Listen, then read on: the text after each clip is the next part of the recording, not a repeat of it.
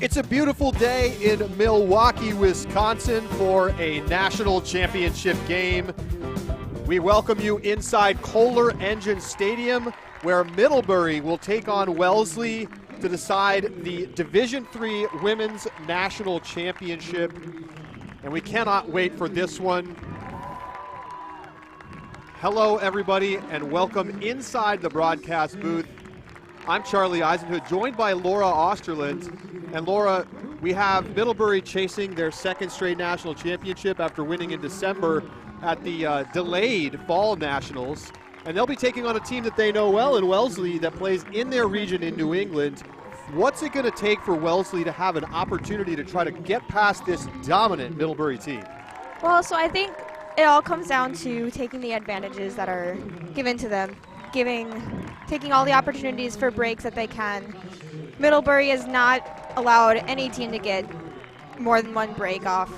And so I think if Wellesley can take advantage of the turns that might happen with Middlebury, then they have a shot at winning. Middlebury in their semifinal yesterday against St. Olaf definitely turned it over on the offensive line, but they play such good defense.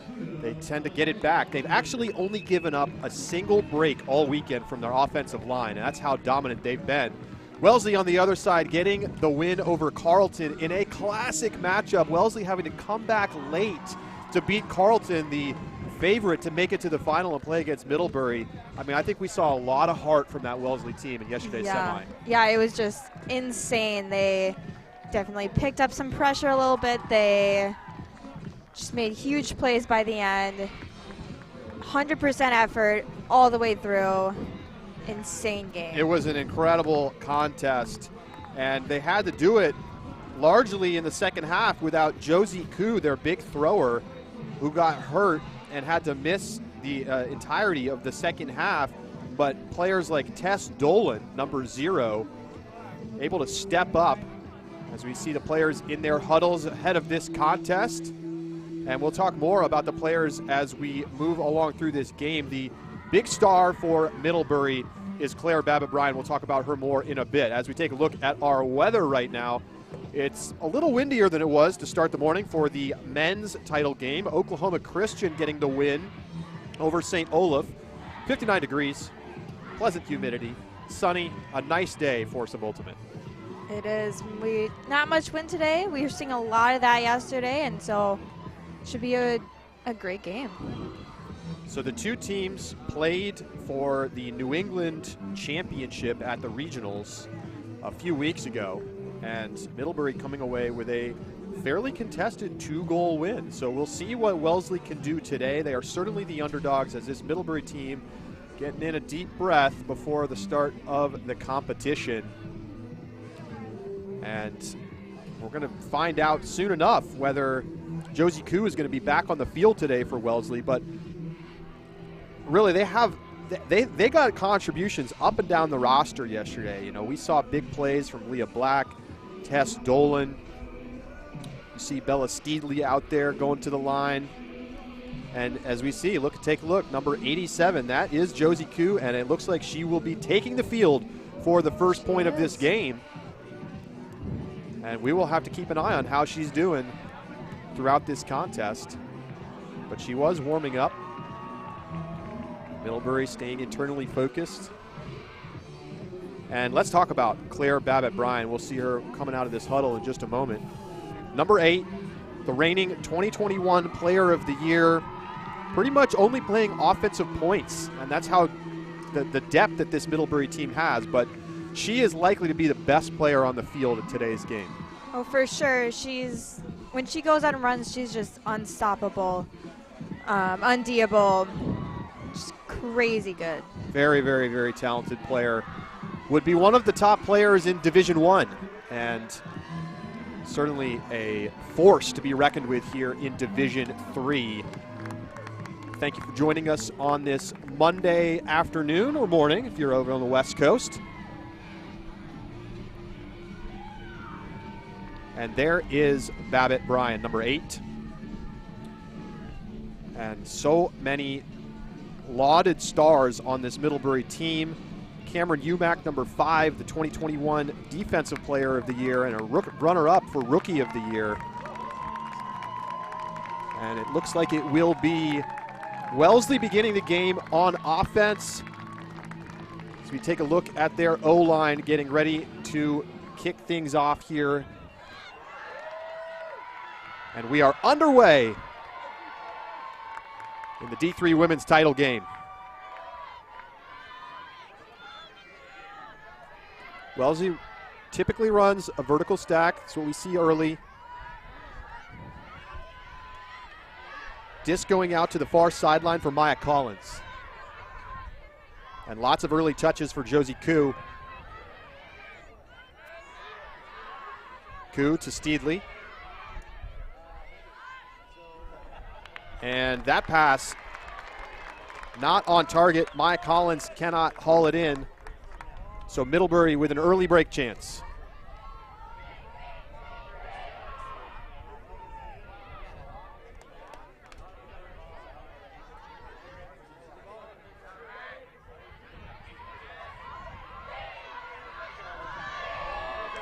And a tricky pass, trying to hit the crossing cutter with a fast forehand, and back to Wellesley.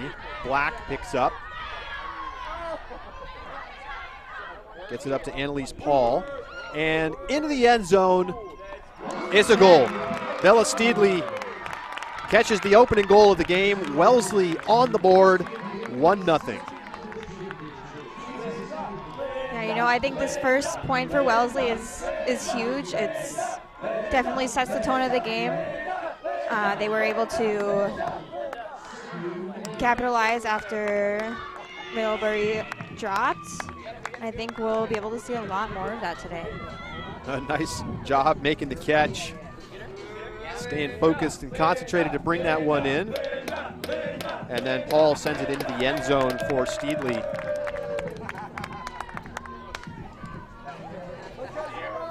And pretty good looking offensive point. I mean, they had the turnover, but it was a smart decision, just a misexecuted throw. And one thing, I watched the entirety of the Middlebury semifinal. They got a pretty comfortable win over St. Olaf yesterday. But they definitely turn it over with their D-line quite a bit. So we'll see if and when Middlebury starts to try to stack their D-line to try to get some breaks. But they really look to play deep lines, get rotation for all of their players. Our first look now at the Middlebury offense. Disc getting centered up to Keziah Wilde.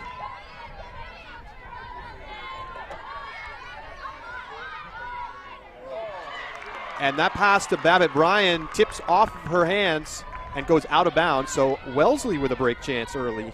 Similar turnover to the one we saw from the Whiptails a moment ago. Pass underneath to Steedley.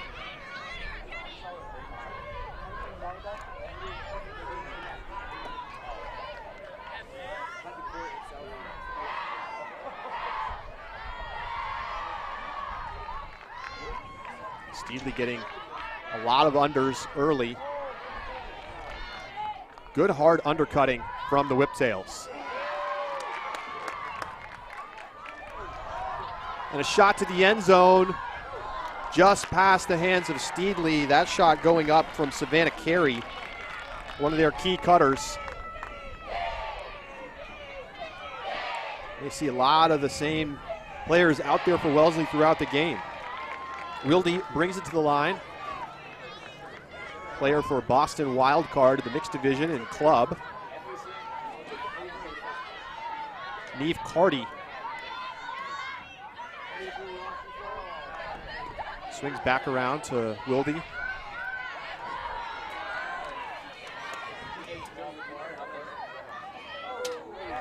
Low pass, dug out by Carty. Up to Babbitt Bryan. Babbitt Bryan airs out the backhand, and it's hauled in.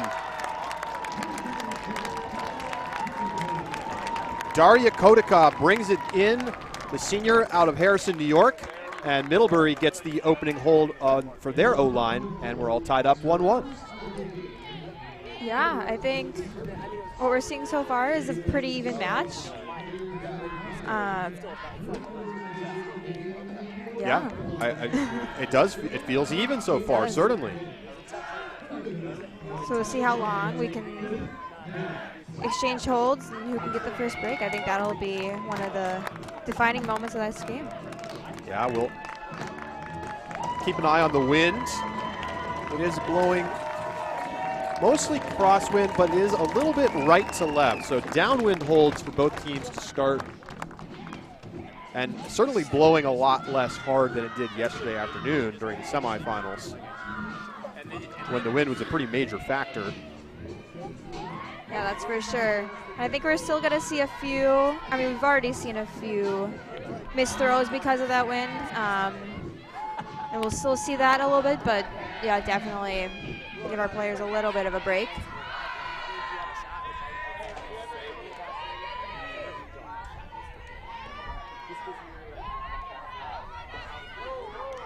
High pass.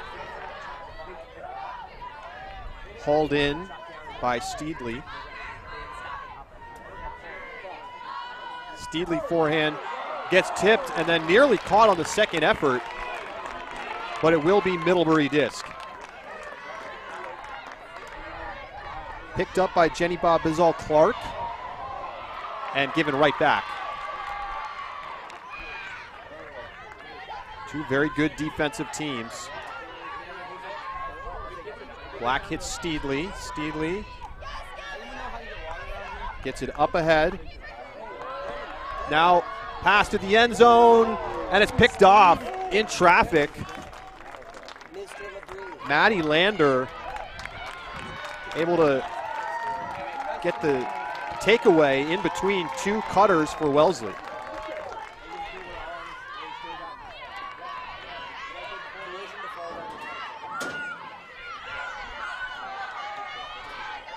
Rachel Robinson-Zeller.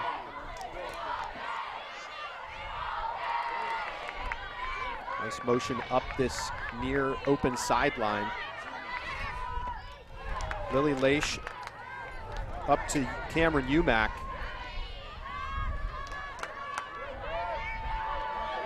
And now a deep shot connects. Lander finds Bizal Clark. Middlebury gets the first break of the game. And look at that end zone celebration too. That, gotta appreciate that. Classic pranksters. They're gonna bring a lot of energy, a lot of fun to the field. They don't have a traditional coach. No, a lot of their coach right now is Claire Babbitt Bryan, who, when she's not on the field, is telling players what to do on the field, helping call lines. A lot of the players as well sharing that responsibility. They've got Steven Swanifer, who they rely on heavily, who is not their official coach, but yeah. So a big point there from Maddie Lander, who had a pair of blocks on the play, and then through the assist for the game's opening break. Wellesley has been dealing with a lot of injuries, and we'll see if they can keep up with the depth of this Middlebury team throughout this championship game. Obviously good to see Koo back on the field, but just lots of little nagging injuries, some of their key players missing.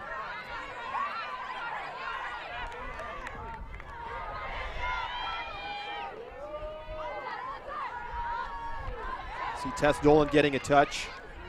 Fires it ahead to Annalise Paul. Now up into the hands of Becky Chen, who's looking for Black and missed the throw. So Middlebury gets another opportunity.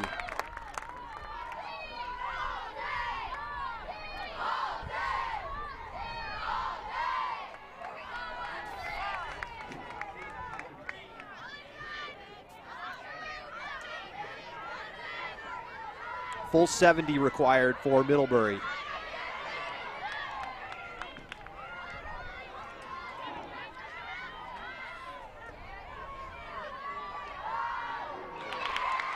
Look at that. Some pressure on that mark, and it's back to Wellesley.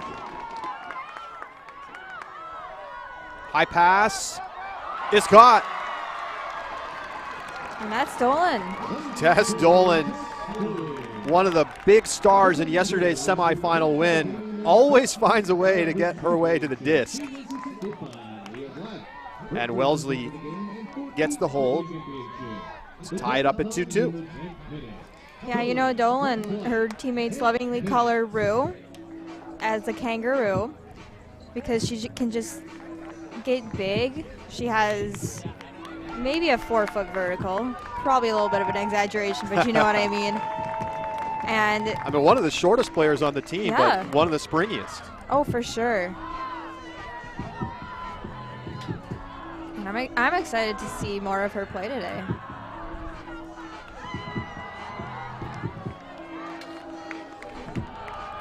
Abbott Bryant talking to the O-line for Middlebury.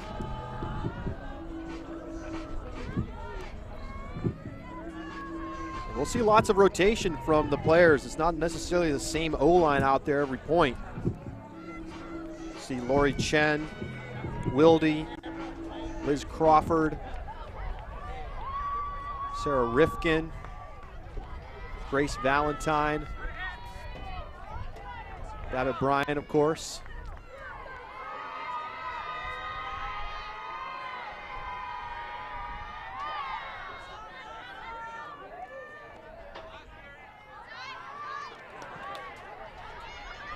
Good flow from Middlebury. Abbott Bryant pump fakes the backhand.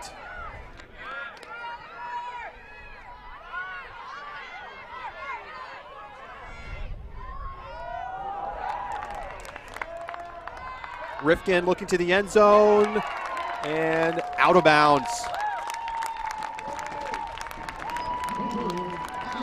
Had Liz Crawford, the freshman, open along the line, but the pass pulls her out of bounds. Koo picks up for Wellesley. Big gainer.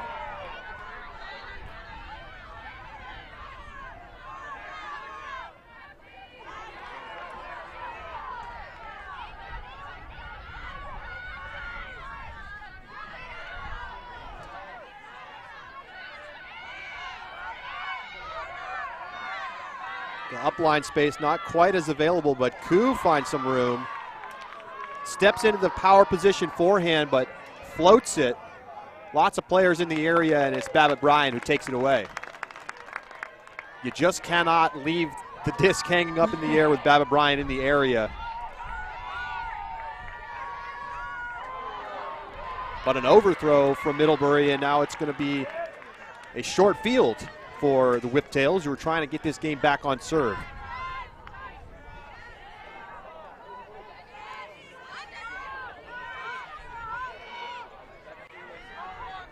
Zipped ahead to Dolan. Strike cut successful from Steedley. And another strike cut. And it's caught at the back of the end zone.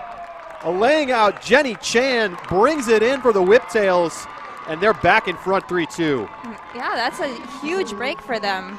Because as we said at the beginning of the broadcast, Middlebury has not allowed that very often. So they've got it early on. I mean, literally that is the second break that the Middlebury offensive line has given up this entire weekend. So from 1 to 2, and it happens here early in the first half, we're back on serve.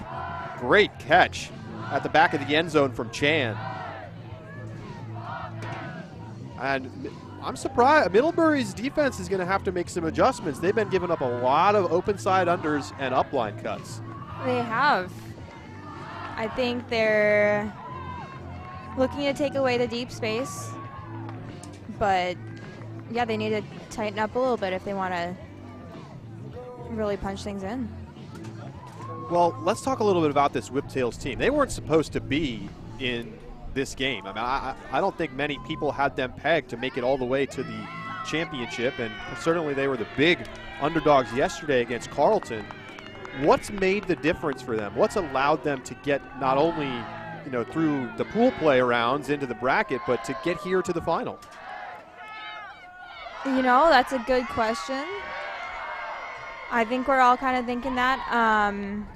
I personally, I think it's their mentality. They're in it all the time. They want it bad. They seize the opportunities that they get. And I think they're underestimated by their opponents, which...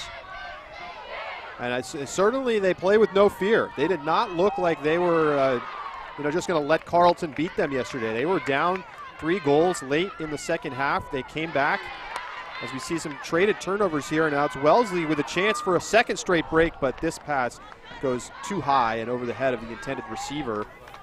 Throw going up there from Annika Wohlberg. Sarah Young is target, but some adversity here for Middlebury. And it's always a little different when you're playing a regional rival. A lot of familiarity.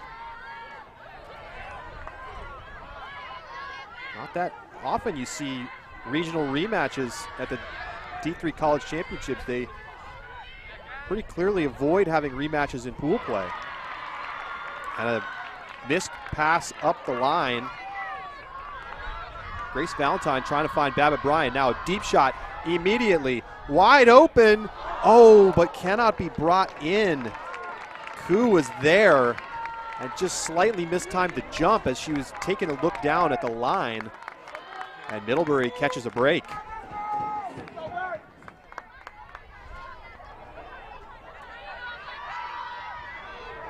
What a beautiful upline throw.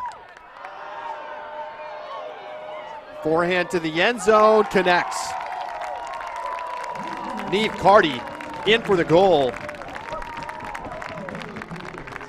And you can see why Babbitt Bryan is so important to this team. I mean, what a perfect pass up the line to set up that power position throw to Carty. Yeah, wow, look at that. She was so close. Yeah, big missed break chance. And we got that perfect read, the clap catch.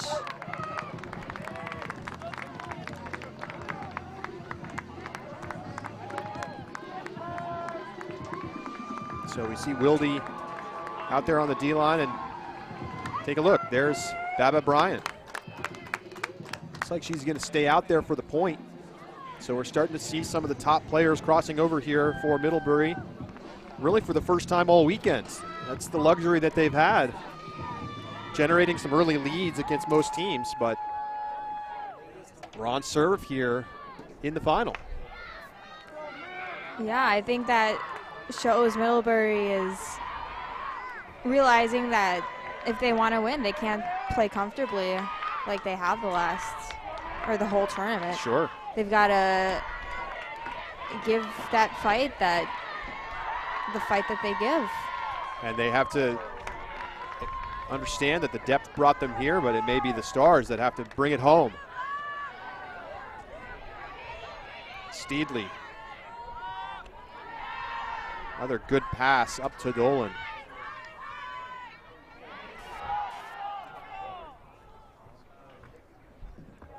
And a pick called.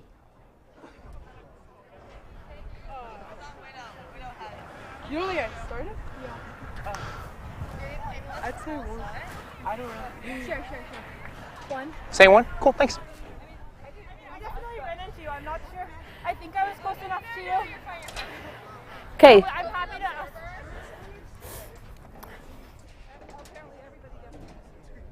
Okay, so you want to come to us? Yeah. Okay, so the call on the field is pick, and the observer call is a pick. Okay? Yeah. Where? So, observers ruling it a pick. Players getting an opportunity to compete with observers. 4 observers here on this final. Great for division to have this opportunity. Dolan making the catch under pressure.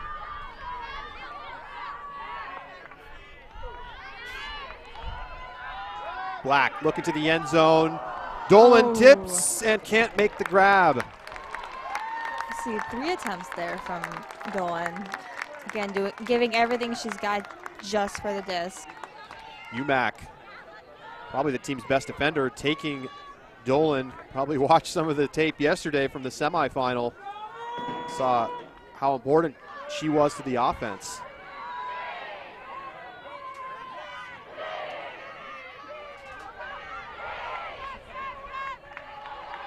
So a strong line out there for Middlebury as they look to get their second break of the game. Maddie Lander wide open, unmarked, and yes, into the end zone. It's a score. Babbitt Bryan's got it. Taking a look in the mirror, and it's 4-3 Middlebury.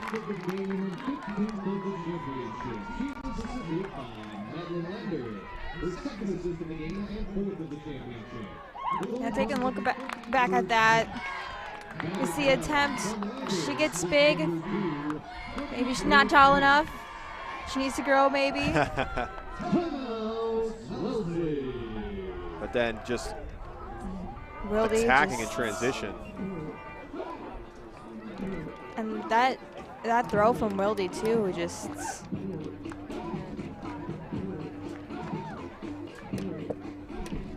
Babbitt Bryan into the end zone for the Pranksters.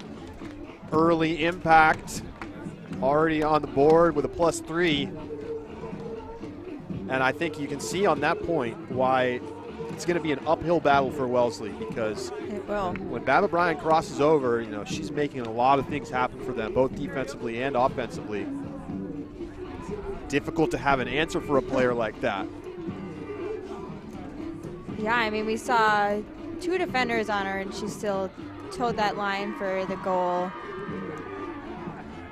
Let's take a look at some of the early plays from Babbitt Bryan. This backhand huck connecting in the back of the end zone with Kotica.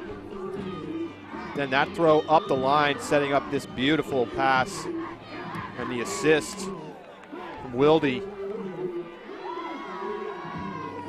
And then going in the other direction, she races down the field, gets open along the front of the end zone, and manages to keep those feet inside the end zone. Reigning player of the year in Division III. Yeah, and it's very clear why she is the player of the year, I think. Definitely one of the strongest players out here this weekend.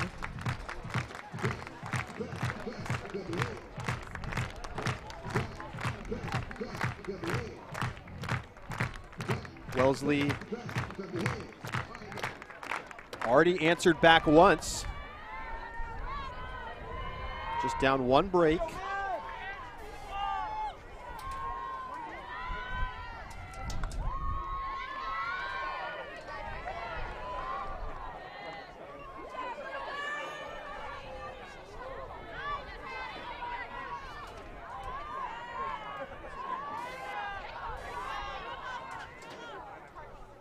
Kind of a double team here for Middlebury, and it's a call of some kind.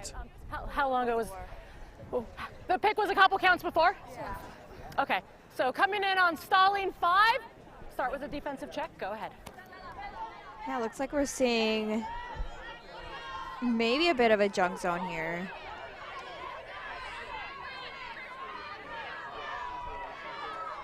Definitely forcing Wellesley to work through their handlers a little bit more. Make a little backward movements. Black, Dolan, Steedley in the backfield. Oh, and some contact. Becky Chen getting hit in the back of the head by UMac as UMac was trying to reposition downfield. Unintentional contact there from UMac.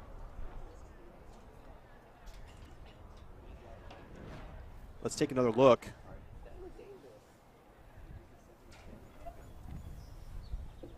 Yeah, it looks like it's that shoulder there. Yeah, that's not a very good play by UMac watching it back.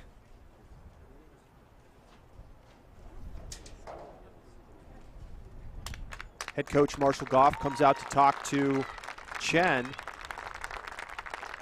Looks like she'll be able to stay in the game. Is this where you were when it happened? Okay, we start with a defensive check on stalling 1.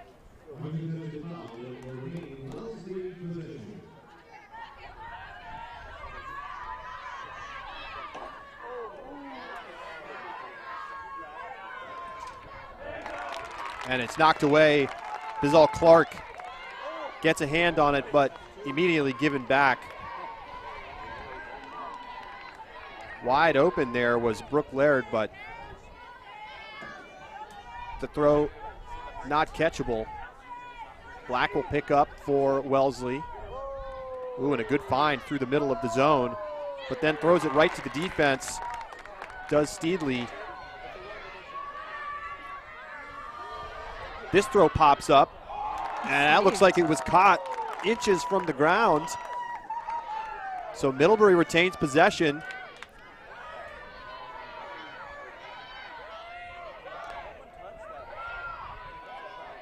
And this throw does not connect.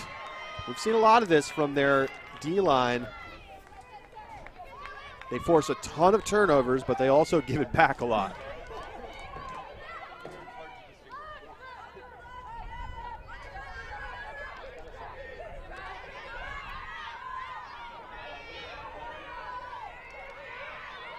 And there we see that zone again that's kind of frazzling the Wellesley offense a little bit, I think.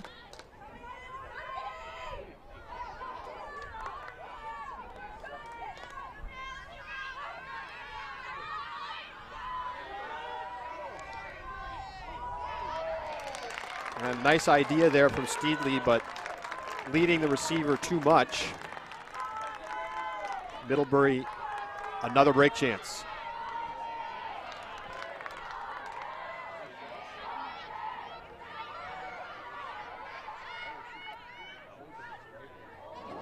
Reset does not connect. Black picking up. Pretty aggressive, 2 players near the disc. Could see Wellesley start to try to call double teams.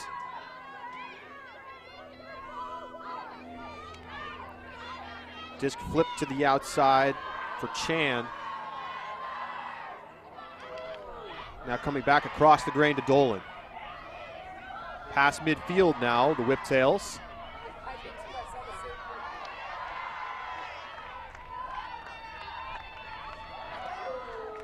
And a shot kind of gets caught in between, going to the end zone, coming underneath. Savannah Carey can't get there. So Middlebury, another opportunity on this long point with a lot of turnovers, as there's another one. Yeah, I think it seems like they're starting to get a little tired, making those throws that aren't as wise. Their offense can't run it down as well. And bobbled and dropped by Steedley. So another short field chance for Middlebury. This is their 4th opportunity on this point. But right back to Wellesley as Dolan plays great upline defense and knocks it down.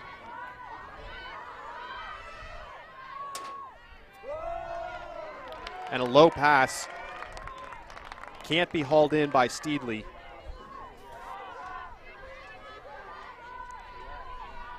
Bizal Clark picking up for the Pranksters. This throw pops up into the wind and ultimately dropped by Molly Gallagher. They had a chance at it. It came back to them, but just could not haul it in. And so back and forth we go. And it's points like these that can really feel like they define games, who ends up scoring. Tipped and caught, and some contact. UMac doesn't want to call the foul, so play continues.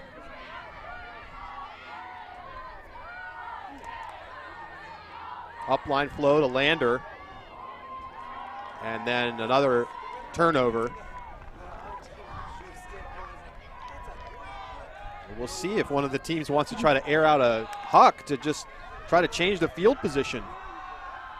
Right, I mean, that's certainly one strategy, to rip it big, even though it's a turn, and then keep it down at that end zone for defense. Middlebury's had a lot of midfield and shorter possessions. UMac gets it to Laird.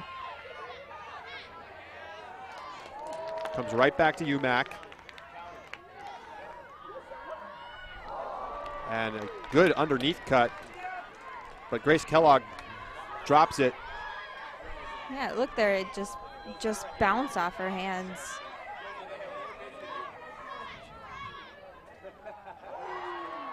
Dolan, always aggressive to the disc. Now nicely weighted forehands. And Steedley does a nice job to keep her feet in bounds. Had to cut her deep open, but doesn't put enough air underneath the disc, and it's right back to Middlebury, although now the field position battle is in Wellesley's favor. Now let's see if they can keep it down there. And they do, right as I'm saying that. The turnovers piling up on this point.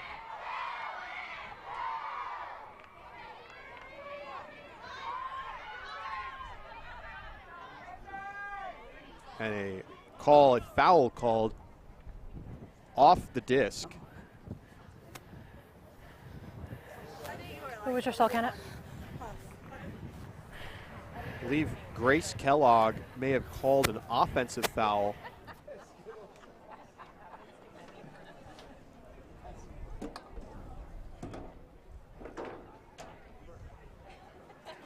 Jenny Chan.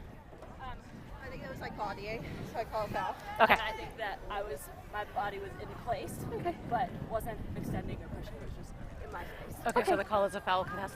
Okay. Do you want to go? Yeah. Okay. So none of the observers had a view on what happened here, so you have to decide on the field. Okay. So if it's going to stay with the contest, what's the? 5. They just said 5. Oh, it's 5. Okay. So you're good here. Everyone else is good where they are. Okay. No, it's 5 because I think. Yeah. It's contested. So my mistake, Jenny Chan calling the foul on Kellogg, who claims that she had body position already on the field, so ends up going back as a contest. Stall will come in on 6.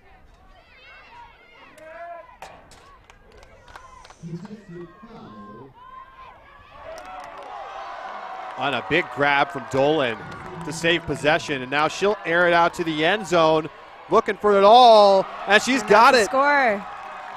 And that's Savannah Carey, Scary Carey, as they call her. Scary Carey gets the job done and closes out this long, drawn-out point with at least 12 turnovers. And Wellesley evens it up at 4 apiece.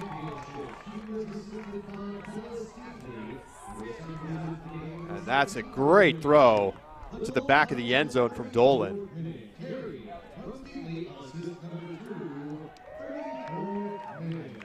And these kind of gritty points, crucial in these games. Yeah, real grinds there. And that's what we like to see up here in the booth. See a lot of back and forth. Commitment from both teams. And certainly Middlebury is going to have to think about how they manage their lineups, because Wellesley is playing tighter rotation so far than Middlebury, and of course that can pay dividends in the second half. But let's take a look at the stats there for Tess Dolan. That's a big assist right there on the board, and lots of key plays that aren't going to show up on the stat sheet. Yeah, I mean, talk about that last save. Here is the right save. There. And then immediately stepping up and launching the forehand assist.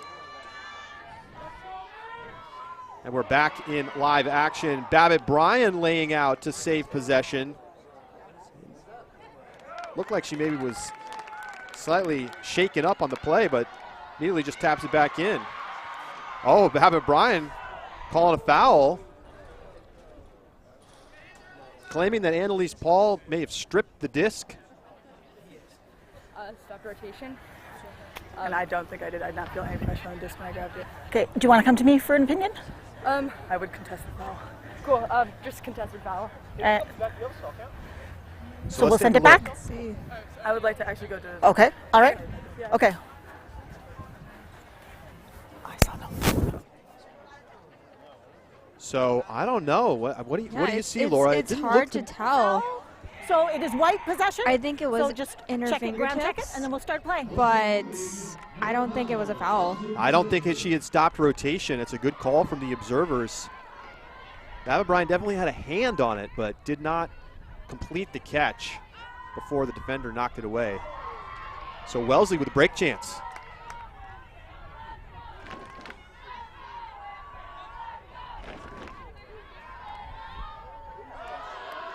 Backhand huck into coverage. Oh, and it goes Carey. right into the hands of Carey in between two Middlebury defenders to the end zone and in for the break. For bookends. Annalise Paul gets the block and the goal, and Wellesley gets it back on serve. 2 breaks apiece.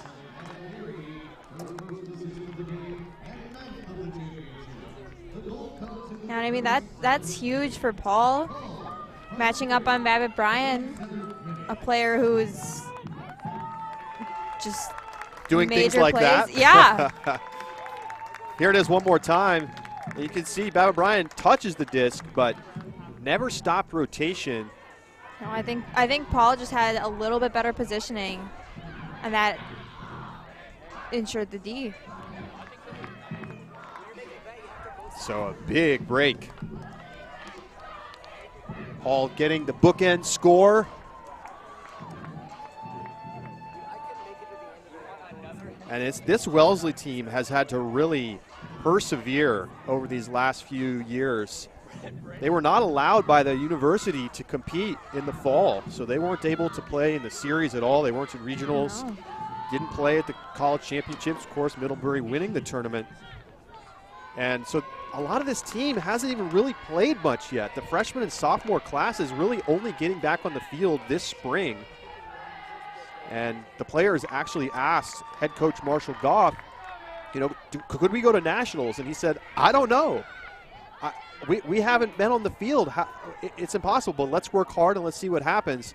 And look, here they are in the national final. Yeah, which is. Looks like we've got an injury in the field.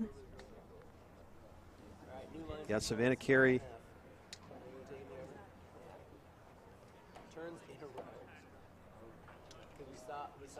I think maybe this was a call, not just an injury. That's a valid call. Okay. Or we rate her. Sure. Yeah, that's fair. I don't know if that's a pick or if it's just I think you. I'm sorry, okay, yes. That's right. That's right. Yeah. Yeah. I didn't call a foul. Make a call. Okay. Foul called. Yeah. Do you want to talk about it or no? I thought that I did not initiate contact. I was just doing a strike up line cut, and that you initiated contact. I honestly feel like we were just both not looking. If am I going to be honest? Okay, that's fair. Do you want to go leave it contested? Go to the observer. What do you want to do? We can go to the observer. Okay. Sure, go ahead. Observer ruling. It is not a foul because you were behind. You initiated contact. So it'll be that your disc, your ground check. When. So Cool. Carey there clearly falling down, but was trying to catch up on the upline cut. So pretty clear call for the observer.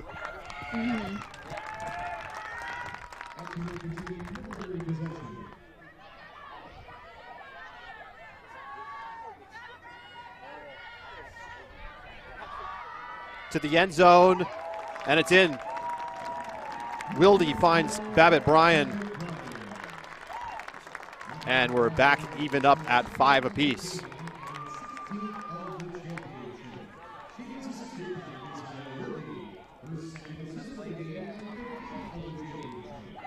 Clean point for the Middlebury offense.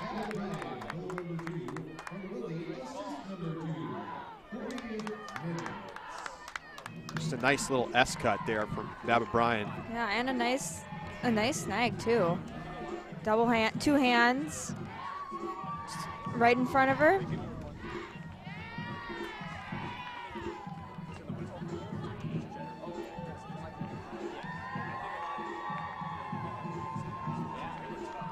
So Babbitt Bryan continuing to fill up the stat sheet. And we're going to see another big crossover point from some of the top players on Middlebury, both the assister and the goal scorer back out there for this D point.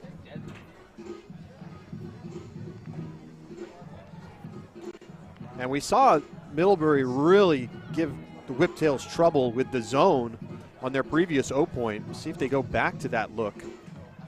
Yeah, you know, I think if I were Middlebury, I'd be milking that zone for as many times as they can get the turnovers. And I mean, they forced at least 6, 7 turnovers.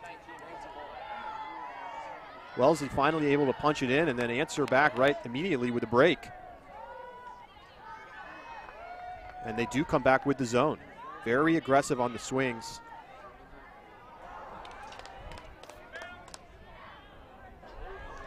Good lateral motion from Wellesley.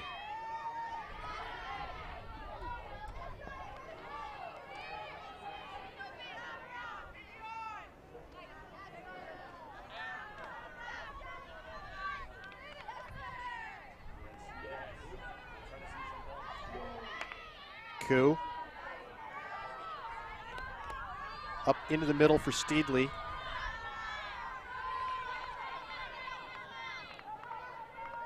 Black.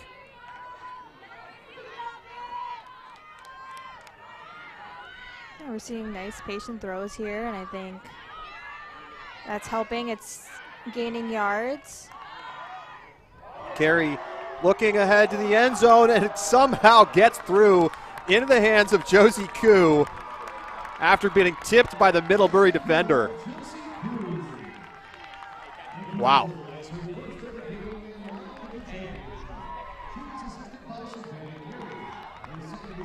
Well, a much better zone point. Yes. I mean, obviously Middlebury got the chance there at the end of that point, but confident. I mean, we didn't see any turns from that zone.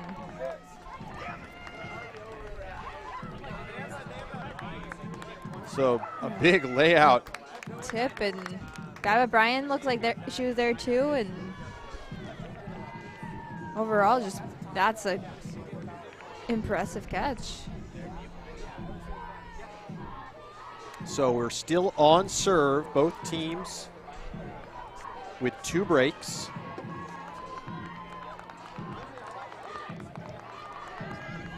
And a lot of defense in the game so far.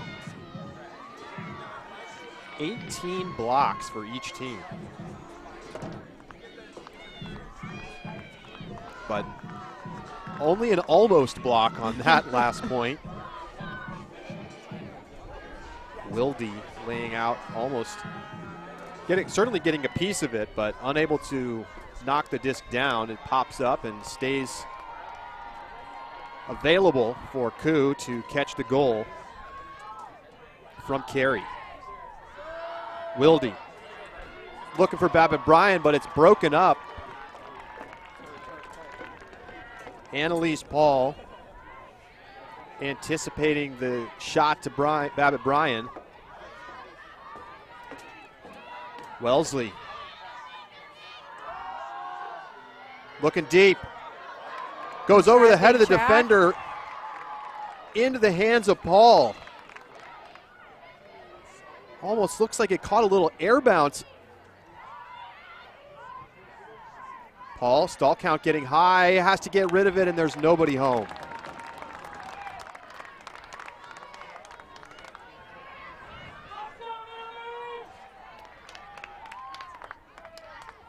So a great opportunity lost for Wellesley. Middlebury's offense back with it. Yeah, if you're Wellesley here, you want to keep them from just boosting it down the field, as they like to do, especially when Babbitt Bryan's on the field. And a mis-executed throw too far inside gives Leah Black an opportunity to break it up. Steedley. Back to the backhand. Oh, what a snag. Maya Collins hauls it in. Wellesley gets the go-ahead break. So they're now up a break and up a pair, 7-5. Wellesley 1 point away from taking half. Yeah, and that's huge.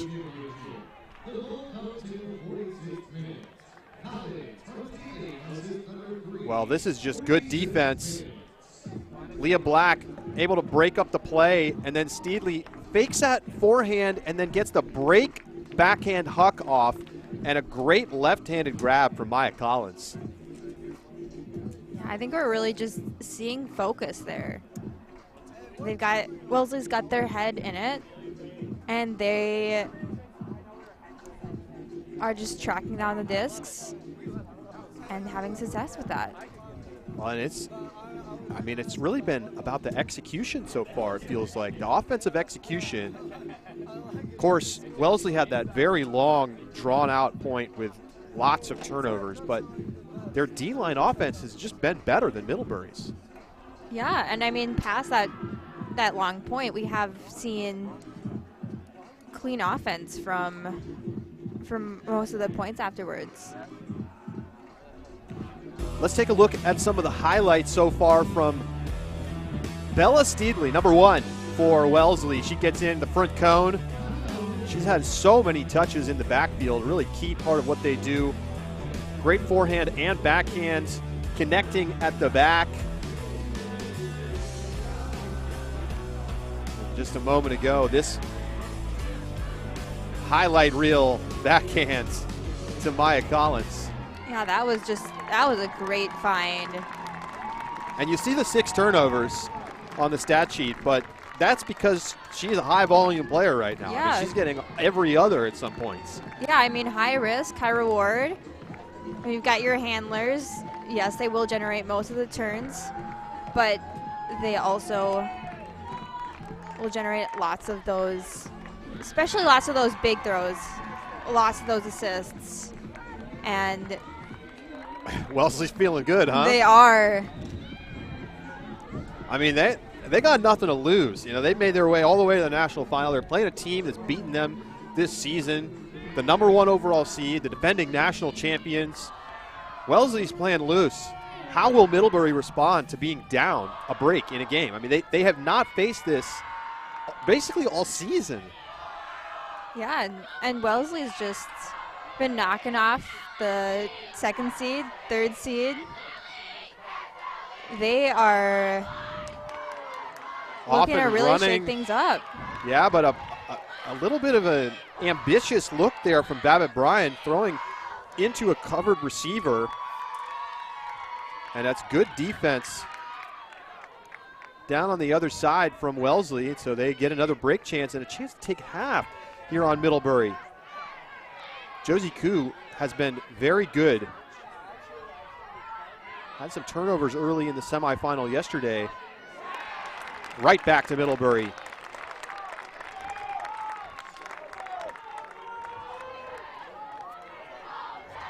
That's good defense.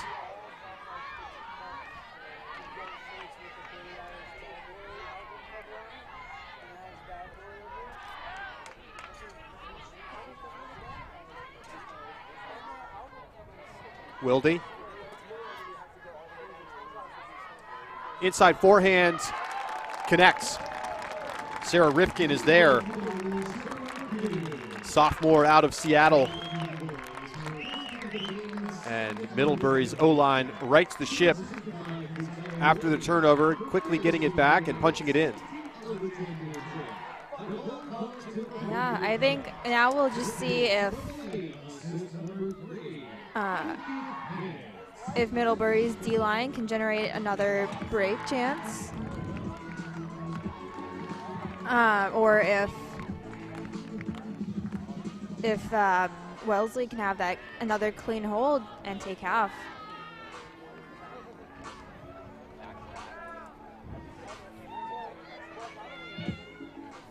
The Pranksters, such a long history of competitive college ultimate, one of the great teams in the early years of the sport.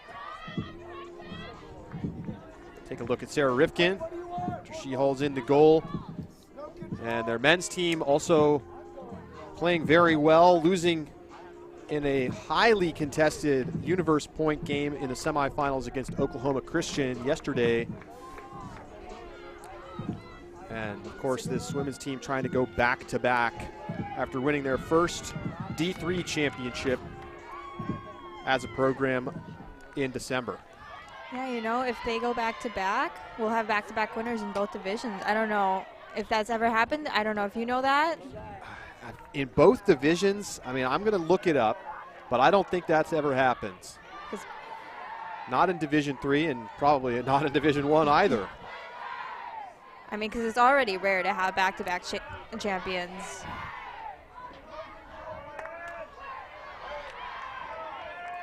Steedley tries to find Dolan, but it's knocked away. Great defense there from UMac. Reigning Defensive Player of the Year. Wilde shooting. Babbitt Bryan not there.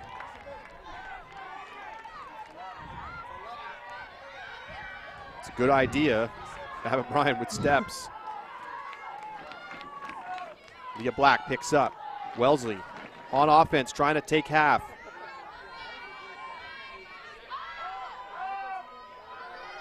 Steedley looking deep. Double coverage, good defense from Middlebury. Bizal Clark and Babbitt Bryan combining to knock that away.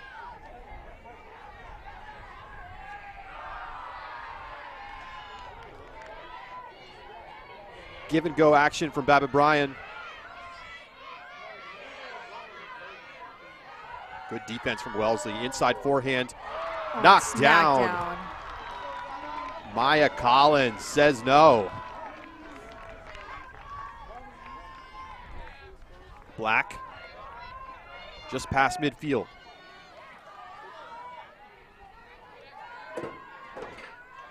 Steedley looking deep again. Round. And again, great defense. Lots of pressure on this Middlebury D-line right now. Some individual one-on-ones, but Neve Carty able to hold position and get the block. Chance number 3 for Middlebury. Can their D-line offense convert?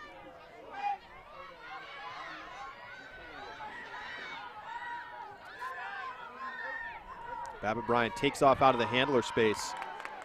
Instead, the shot goes up into the hands of Carty. Carty to the end zone. Oh, and look who's there. It's Tess Dolan.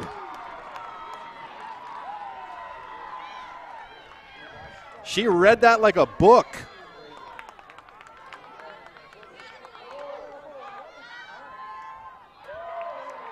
High pass brought in by Steedley.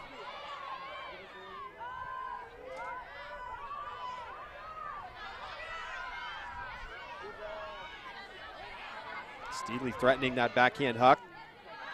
Resets to Koo.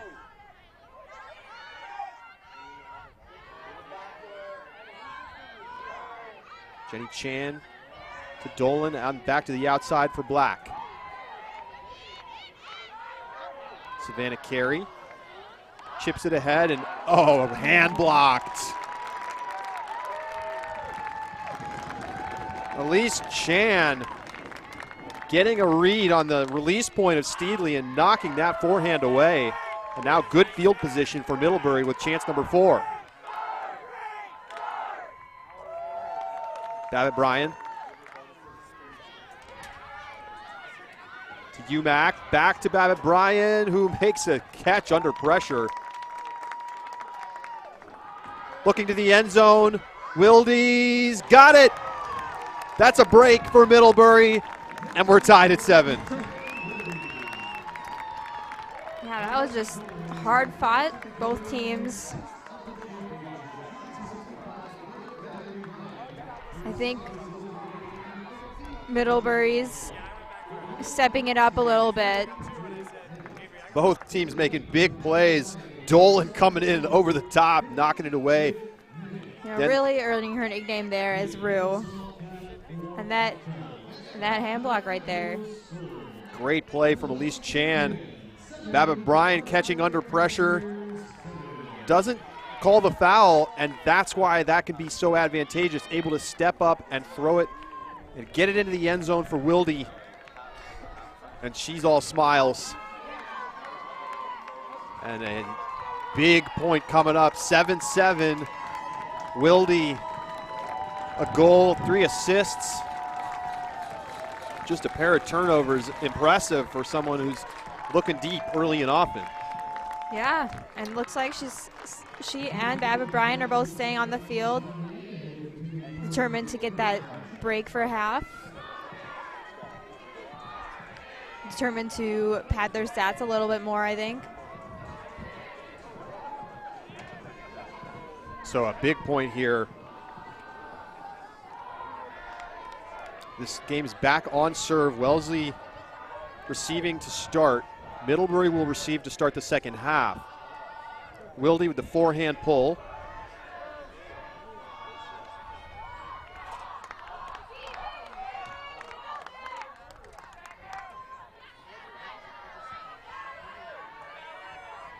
Matchup defense for Middlebury. Not going back to the zone.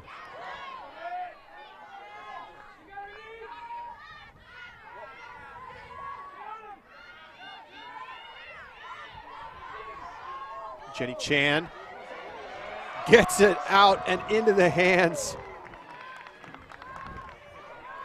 That's Becky Chen making the play, but then a turnover at the front cone. But a foul is called.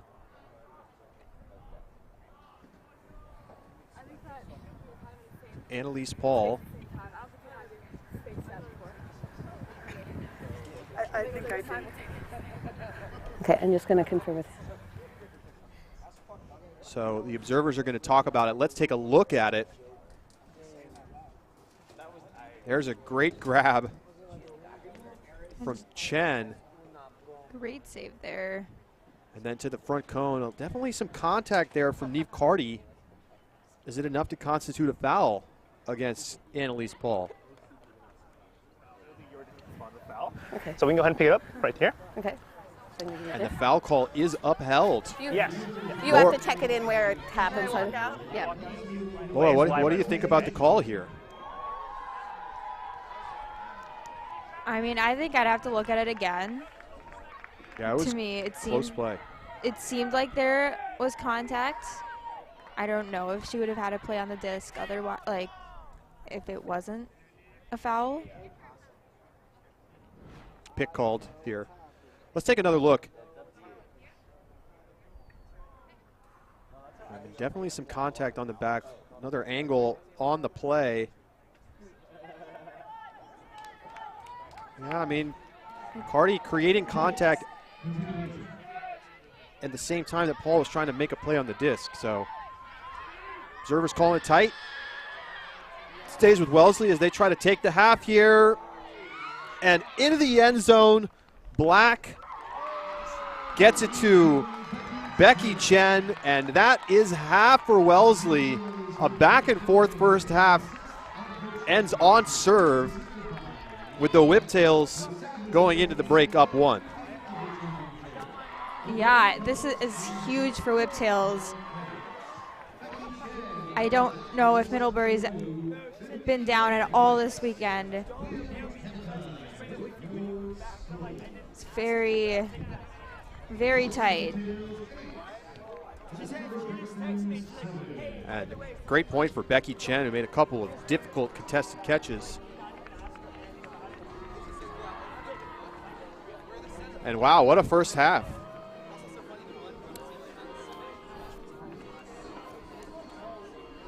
Wellesley giving Middlebury all they can handle so far in this one.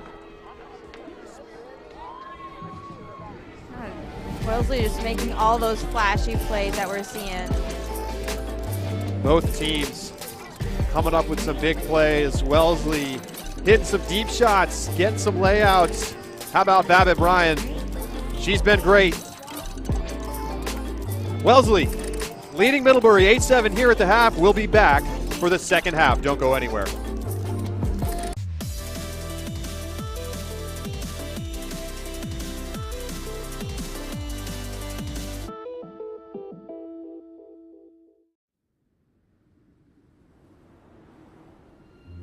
What would it look like if a competitive sport didn't mean a choice? Between beauty and brutality, style and steel. Between calling yourself out and clawing to stay in. What if there was a game that found balance? Between spirit and sport, agony and elation, like a disc dancing on air. We now have evolved into a team sport of a game called Ultimate. It stands by itself in that it is like no other game. Between perfect passes and devastating drops, like the balance we so desperately needed, we had no choice but to create it ourselves.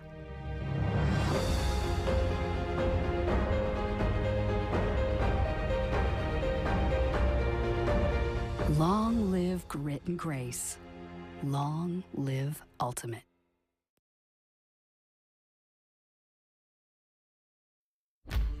There is a place where we are us at our best. A place where everyone is welcome. Regardless of age, shape, skin color, or anything else that tries to box people in. A place where we defy the odds, defy the naysayers, and even defy gravity. A place where it's accepted that success doesn't belong to the faint-hearted. It belongs to the brave, to the determined. A place that knows grit, knows grace, knows bright lights, and knows empty bleachers. A place where we remember to laugh. Where we learn to trust. Learn to high-five strangers. And eventually, even learn to fly. A place where character, community, and competition are all as balanced as a disc in flight. That place isn't in a stadium or on a field. That place is in the spirit of our players. Because we don't just play Ultimate, we live Ultimate. Welcome back to Milwaukee, Wisconsin, where the Wellesley Whiptails lead the Middlebury Pranksters 8-7 here at the half. I'm going to send it down now to Hunter Lang, who's standing by with Wellesley head coach Marshall Goff. Here's Hunter.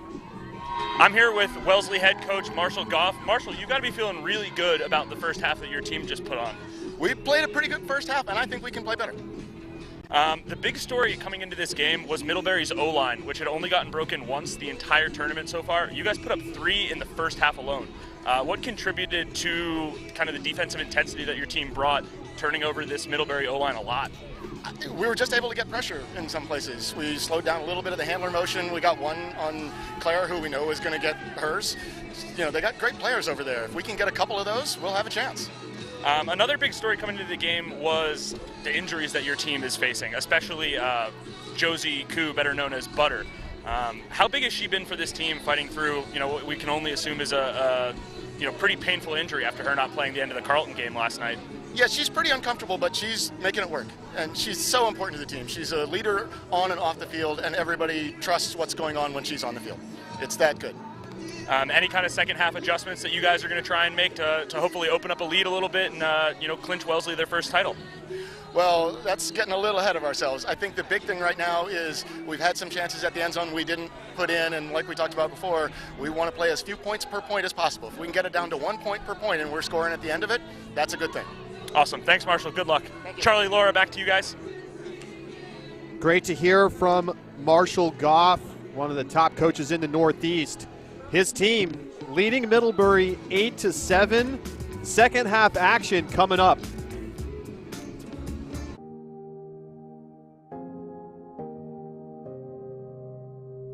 The last 50 years have seen a lot of positive change around a whole range of important issues. And some things remain reassuringly unchanged. Like the spirit of our game. Ultimate is 50 years young and still a perfect circle of fair play, athletic pursuit, and camaraderie. In fact, Ultimate was a social network before social networks even existed. Respetamos nuestras diferencias and understand the value that they add. The revolution of the disc in flight continues to prove that there's nothing we can't achieve when we pull together. Long live Ultimate. Larga vida Ultimate. Long live Ultimate.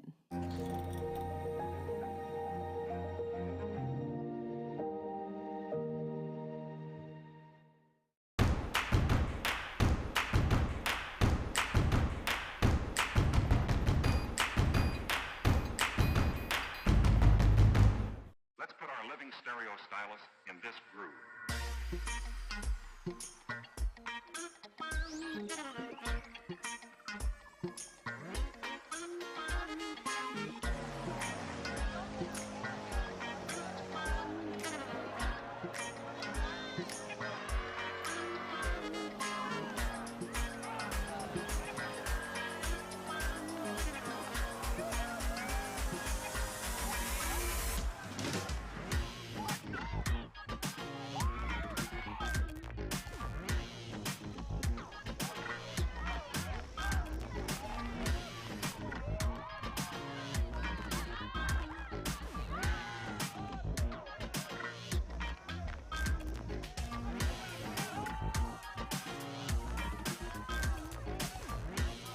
And that one is pulled down. Josie Gillette, inside forehand to Warder, who goes up and gets it.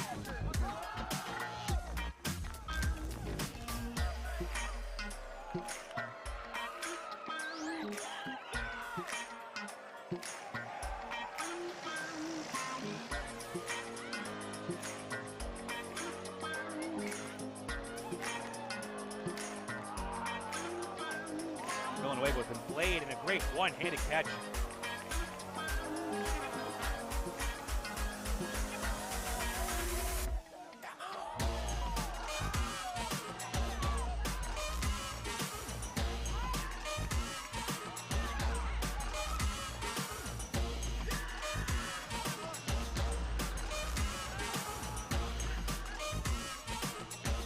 Caught by Chang.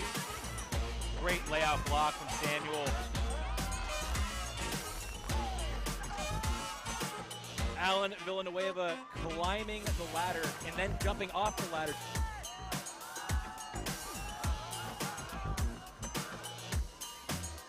Mountain pops in the air and a great grab. Looking to break to take half. Radowski to the end zone and the layout catch.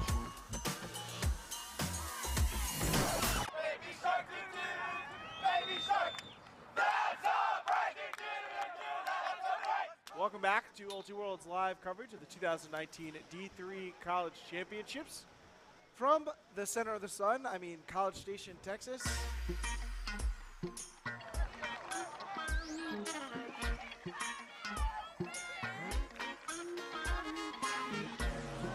Abby Chang going for it all. Absolutely, just ripped it. Unmarked. And she puts up a beautiful shot. And now Solomon challenging Chunmoy deep. Welcome back to Milwaukee, Wisconsin. Wellesley up 8-7 on Middlebury at halftime. Charlie Eisenhood, Laura Osterlund with you. And we are underway in the second half. Middlebury beginning the second half on offense. Game is on serve. Both teams with 3 breaks in the first half.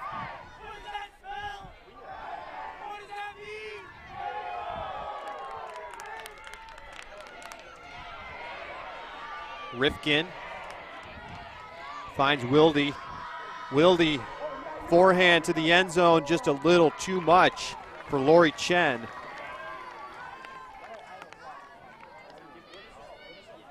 And now we'll see if Middlebury can keep it down there, or if Wellesley can capitalize and go up another point. Break would be huge here for Wellesley.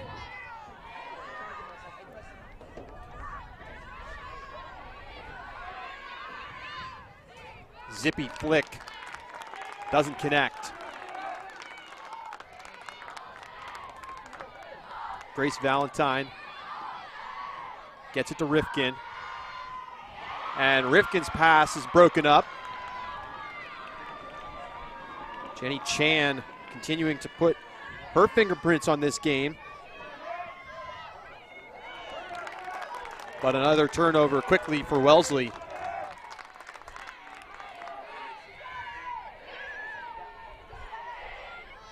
Keziah Wilde gets it to Rifkin. Babbitt Bryan.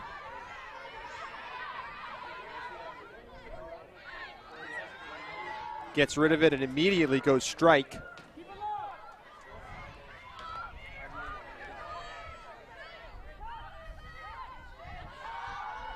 Grace Valentine to the end zone, looking for Rifkin, but throws it out of bounds. So already another multi-turn point. Yeah, another chance for Wellesley. Deep shot, testing Babbitt Bryan. Easy interception.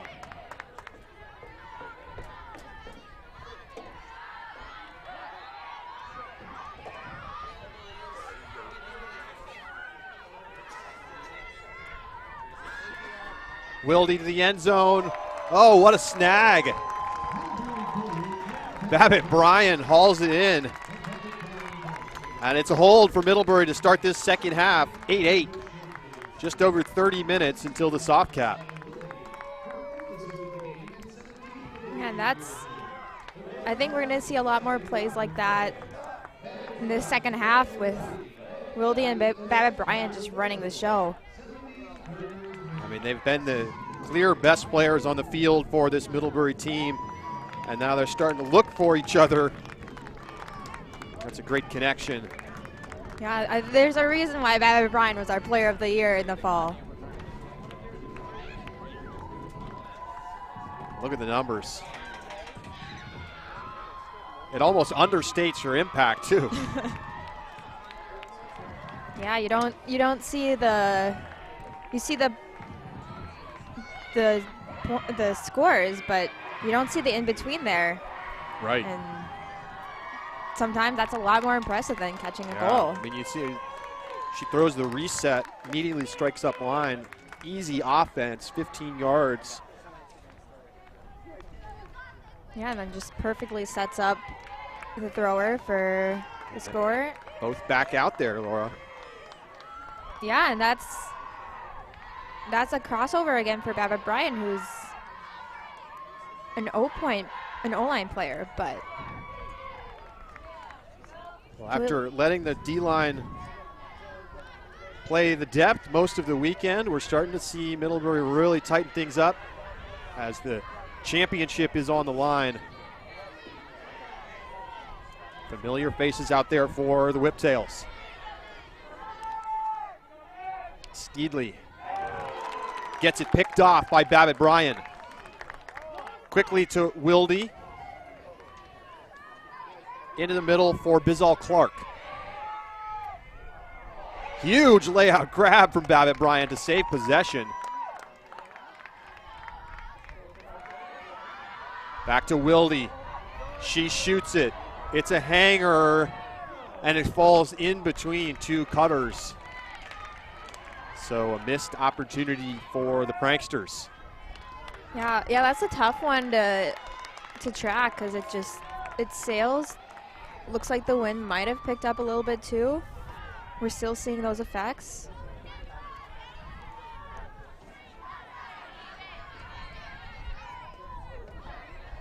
And that disc goes high, tips off the hands of Tess Dolan.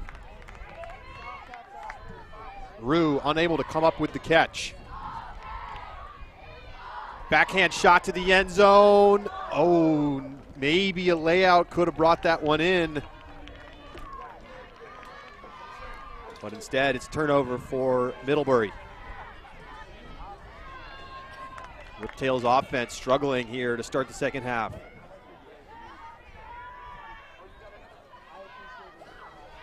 Good find up the line. It's a drop. And Jenny Chan just can't hang on. Maybe looking down at the feet or the line. Wilde.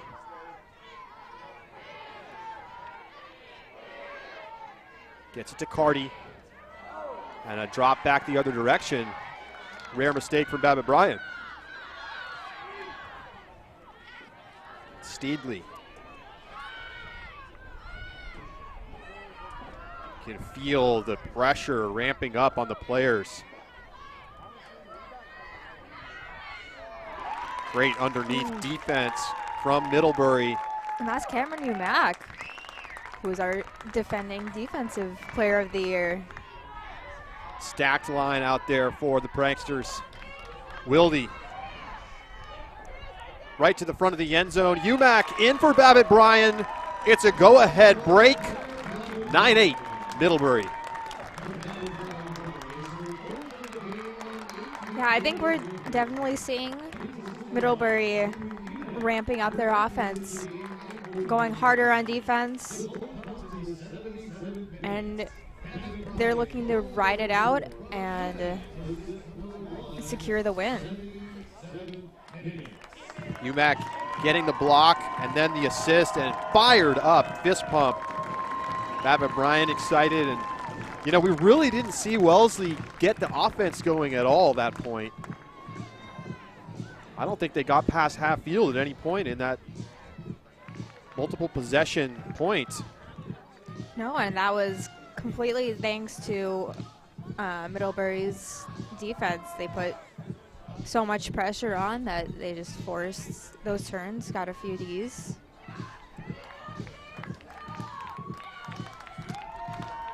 Babbitt Bryan doing it both ways, goals, blocks, leadership.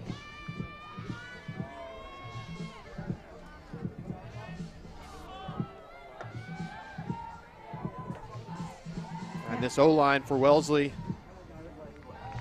has been poised. They already played from behind yesterday.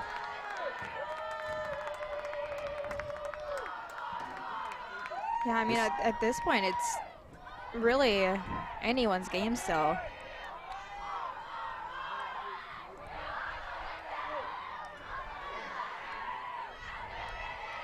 Chan swinging to Black.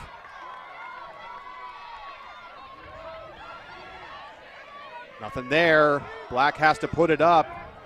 This could connect. It does. The bailout pass brought in by Annika Wohlberg. Now Steedley to the end zone. In for Dolan. And it may not have been pretty, but it works for Wellesley. Yeah, I mean, whatever works, that's, you got to roll with it. Well, that's just smart decision making in the backfield. Instead of trying to force a really hard reset, send it downfield, give your cutters a chance to make a play, and that's exactly what happens from Wohlberg. And Steedley up the line for Rue.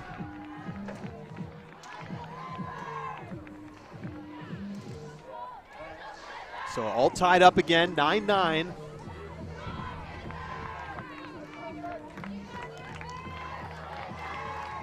Yeah, Wellesley. I think they're really looking now to maybe go up again. Maybe this point, just score that break and then. They've just been answering back every time, haven't they? Every time Middlebury looks like they're going to start to take command of the game, Wellesley comes up with a well-timed hold and then gets the break back. So we'll see if they can do it again. You know, that's been kind of their narrative for this whole tournament, especially in the semifinal game and the quarterfinal game. Just answering back to point deficits, getting breaks, not all at once, just one by one. And it's gotten them this far. Maybe it'll give them a win this time. Trying to take that all the way to the national championship. And an immediate turnover for Middlebury, and it will be a midfield possession start for this Wellesley D-line, which, well, looks a lot like their O-line. A lot of the same players out there. Deep shot going up from Black. Nobody's home. And Claire Babbitt-Bryan had it covered up either way. So reset, restart, possession beginning on the goal line for Middlebury. Wilde.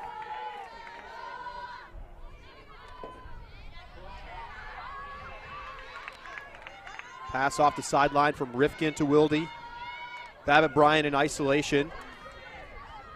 It's almost what's called the German offense, a 3-1-3. Letting Babbitt-Bryan work in isolation at the front of that host stack. Yeah, we're just seeing lots of give and goes there. Rifkin, Wilde, Babbitt-Bryan, the only ones to touch the disc so far on this possession. Wilde going deep. She's got Babbitt-Bryan, and it's a goal for Middlebury.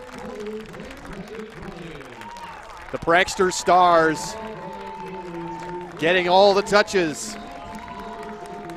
as they go up 10-9. Can't expect anything less from them, those two. Wow. Wellesley did get the turnover early in the point, but just no answer for Babbitt-Bryan.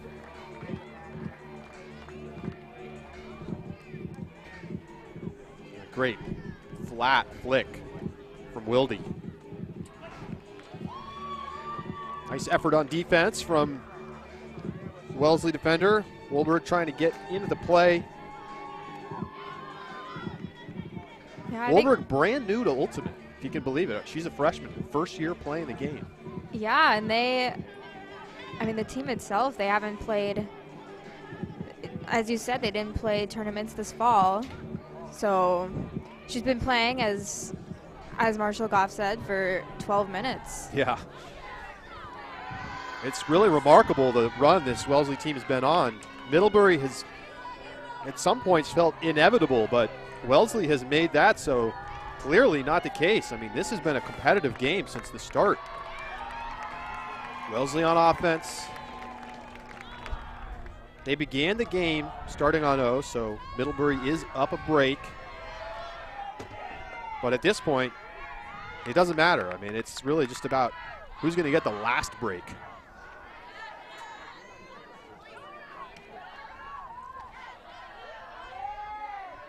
Quickly past midfield go the Whiptails. Nothing there for Steedley, so she shoots it, and it's dropped in the end zone by Black. Oh, she had it.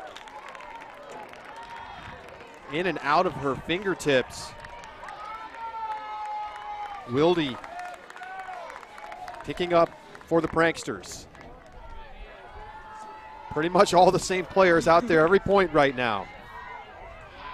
I mean, at this point, it's getting down in crunch time. You gotta. Oh, it's dropped by UMac. Routine under. Right back to Wellesley.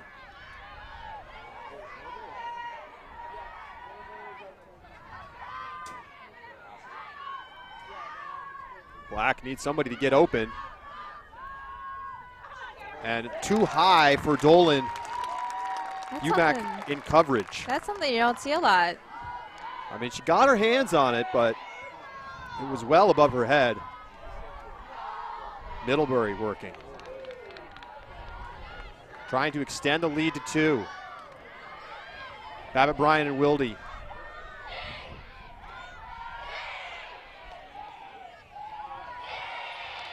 Valentine up the sideline. And a missed pass there. Natalie Dodson can't connect on the reset. And that was starting to look scary for Wellesley. Instead, they get it back. Deep shot right away. A little too much. Steedley had steps and was on the correct side for the throw, but a little too much power.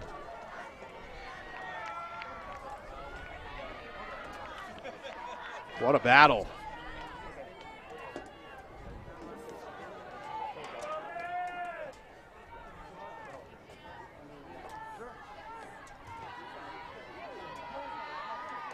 Babbitt Bryant open on the under. Bounces back now, Wilde. And another throw to Dodson. She can't handle it. Her second turnover of the point.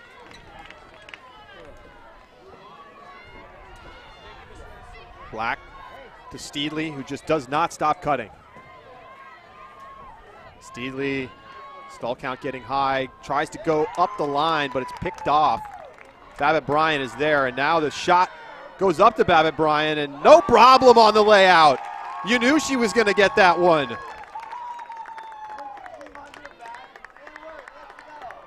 In their own half. Babbitt Bryant, relentless motor. Backhand to the end zone, doesn't connect. And a big collision at the front cone.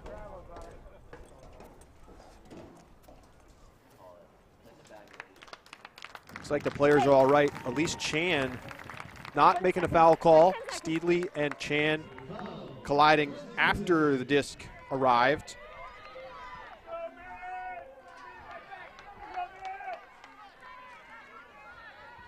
Picked up by Black. Comes to the middle for Dolan. Koo. Up to Steedley.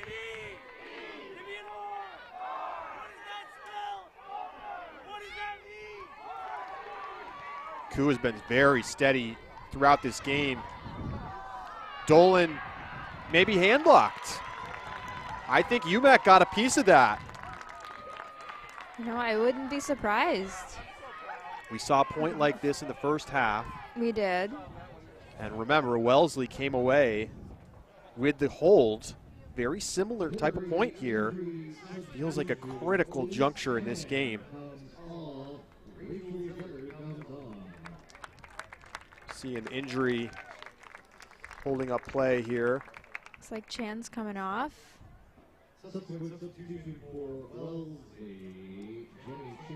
So Chan comes off after the Middlebury substitution.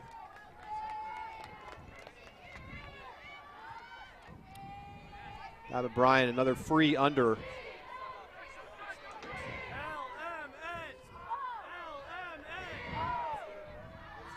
Deep shot goes up for Babbitt Bryant. She's there. Uncovered cutter into the end zone. It's a score. Maddie Lander hauls in the break. Middlebury goes up 2. After all those turnovers, finally, the Pranksters put in what could be potentially a decisive goal in this game. Yeah, now they're up 2. They're gaining momentum. I think if they carry this momentum further through, they'll increase that point margin a little bit more. Opportunities there for both teams. Wellesley had just a couple slight overthrows that could have been goals.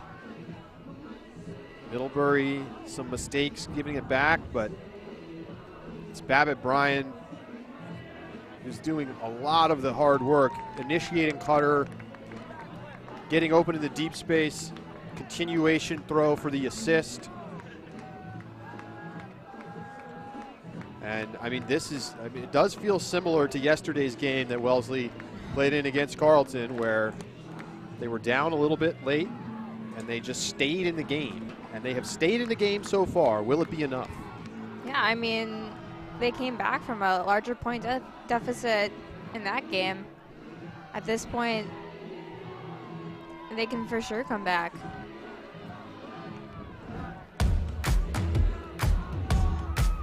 So let's take a look at this combination we've seen today with Wilde and Babbitt Bryan connecting over and over. And whether it's an assist and a goal pair like right there, or they're working together in the offense, Babbitt Bryan to Wilde, Wilde to Babbitt Bryan. This time it's Wilde in for the goal. And how about Babbitt Bryan bringing it in? That forehand, such a weapon for Keziah Wilde. And that read from Babbitt Bryan just also very much weaponized. You've got these two, they're a lethal combination when they're together.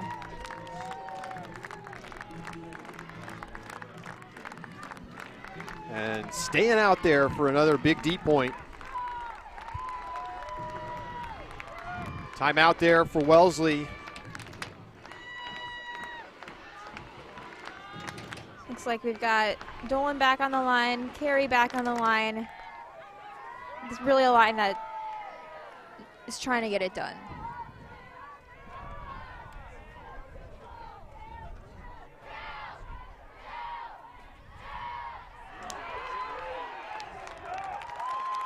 And a quick block for Middlebury. They'll take over in midfield, trying to open up the largest lead of the game.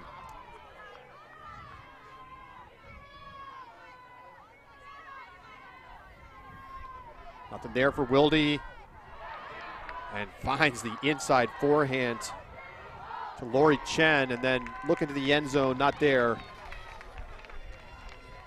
So a reset for the Whiptails. But their offense has been shut down on these last couple of points. Can Josie Koo, playing hurt, marshal a hold? Great grab by Dolan.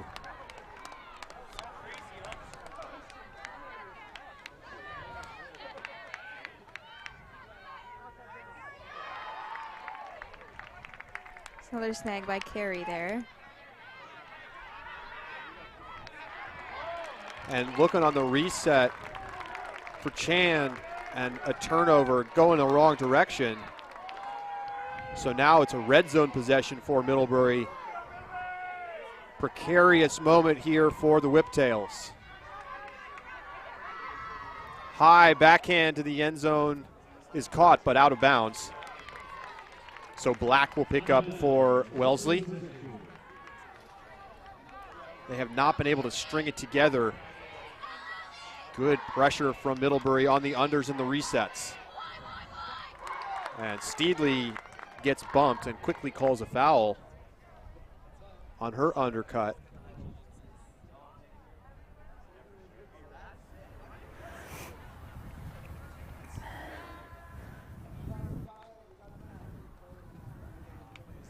It was a foul. It'll be your disc.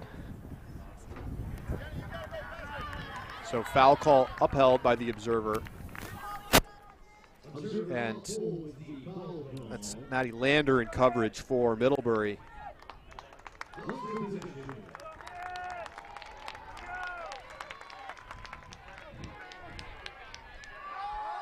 Deep shot. Not going to come back in bounds.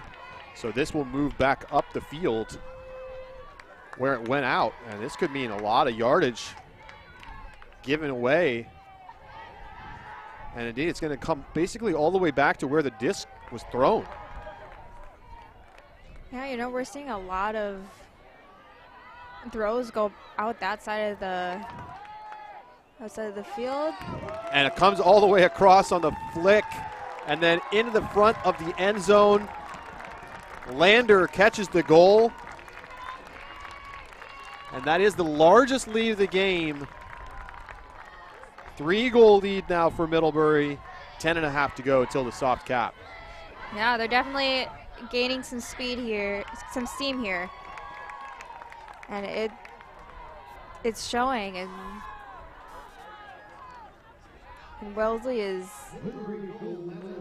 not as strong looking as they were in the first half. Yeah, I mean, do you think it feels to me like we've seen already Middlebury, even in the first half, crossing over a lot of their top players. Feels like a defensive adjustment at halftime. Seems like they've started to take away the underpasses and try to force the deep shots, and we really haven't seen Wellesley looking like they want to take those very much. And that's made it difficult for their offense to find any kind of flow. Yeah, I'm guessing their halftime talk was about how they can stop those easy throws, and so making those adjustments, Maddie that's Lander. what does it. Yeah. Maddie Lander, 2 goals, 2 assists, 2 blocks. And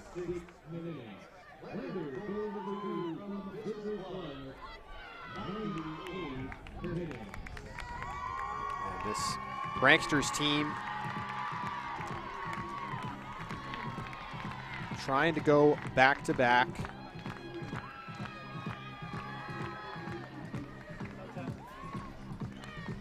And the D3 division hasn't been around all that long. It's been less than a decade since USA Ultimate started the division for schools that have 7,500 students or fewer, separating them out from their Division I counterparts, the big public universities and such. And we did see a couple of back-to-back winners in Division III in the past. Rice winning back-to-back in 2014 and 2015, and then Eclipse following it up with a pair of wins in 16 and 17. Middlebury trying to become the 3rd team to make it 2 in a row. As the upline pass just past the reach of Chan.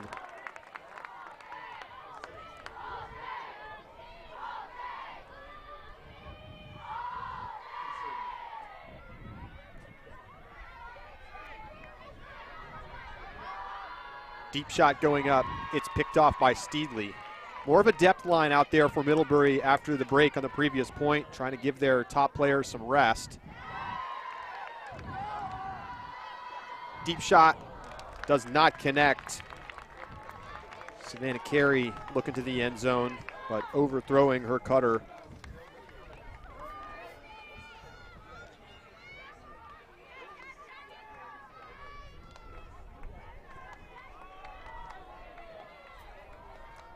And you asked earlier, Laura, if we've had back-to-back winners in both divisions in the same year. That has not happened.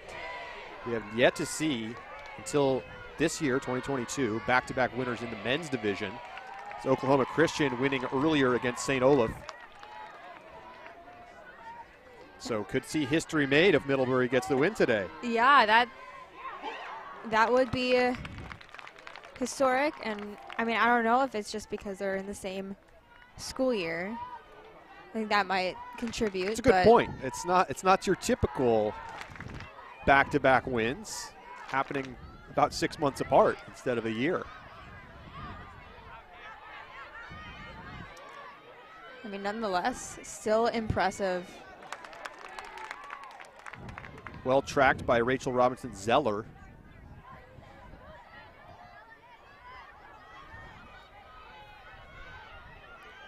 She swings to the sideline looking for Kellogg, but goes over Kellogg's head out of bounds. So now very short field for Wellesley.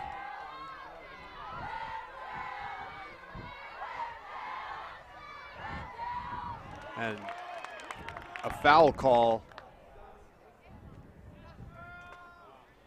as Becky Chen. I'm sorry, that's of course Bella Steedley, number 1.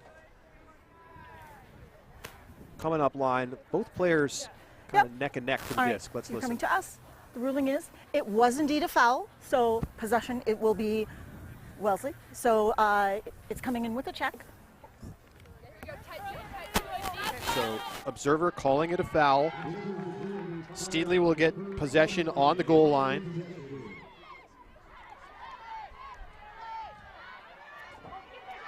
High pass, doesn't connect. Chan put the disc into an open space, but had too much on it for Wohlberg to catch up to. Another multi-turn point for this Wellesley O-line. And you start to wonder if fatigue is becoming a factor. They've had the same players out there almost this entire game. Yeah, I think that's a key factor. I mean, we've got players who are tired from playing 3 games yesterday. A few injuries reported.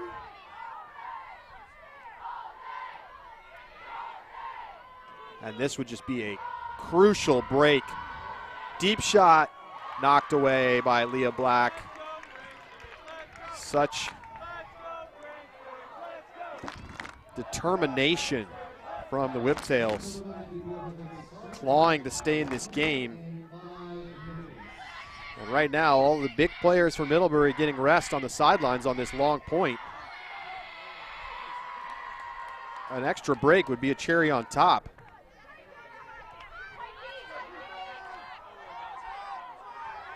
Speculative forehand is intercepted.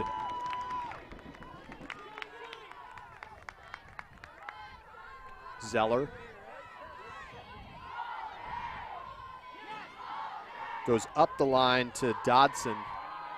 Dodson to the end zone, and that is the dagger. The depth D-line gets the job done.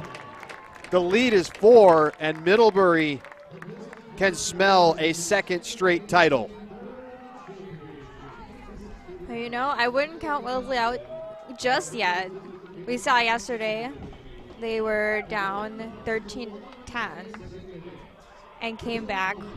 Just a slew of breaks at the very end, showing they still have fight in them. I think if we can see some fight in this next point, they'll be back in it.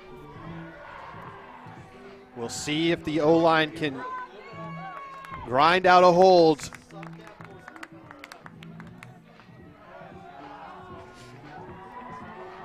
Bizal Clark with another goal.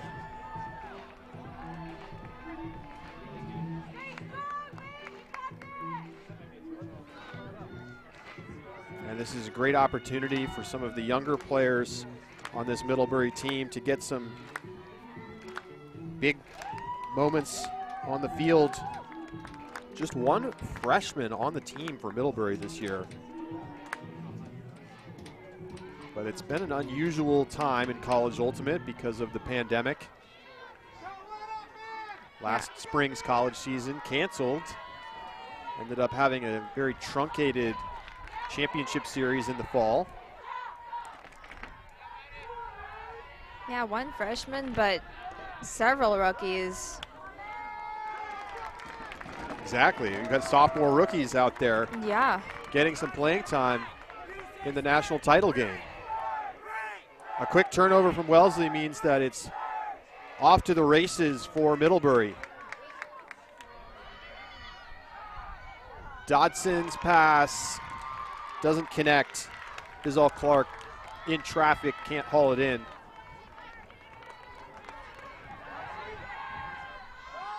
Black going deep. And Steedley can't come back to the disc to make the catch. Yeah, you can really see the fatigue setting in on these Wellesley players.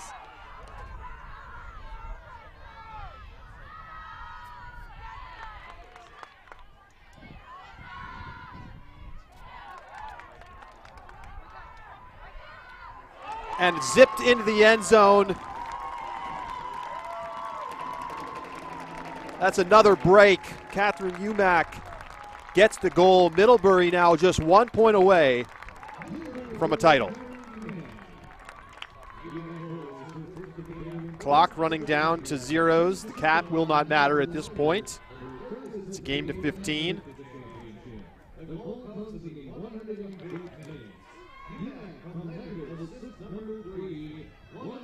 And Umack has had a great game. taking a lot of the toughest defensive matchups and also contributing on offense.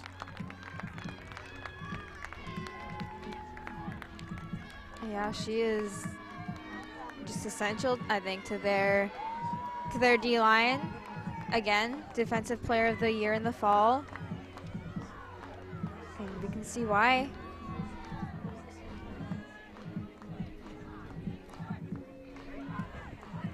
Looks like we've got a kill line out for Wellesley with Dolan, Carey, and of course Koo.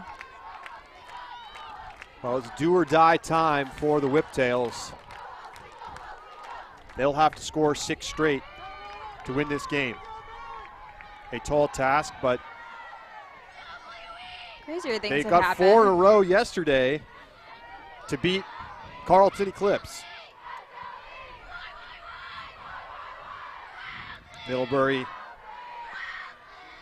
sticking with the depth.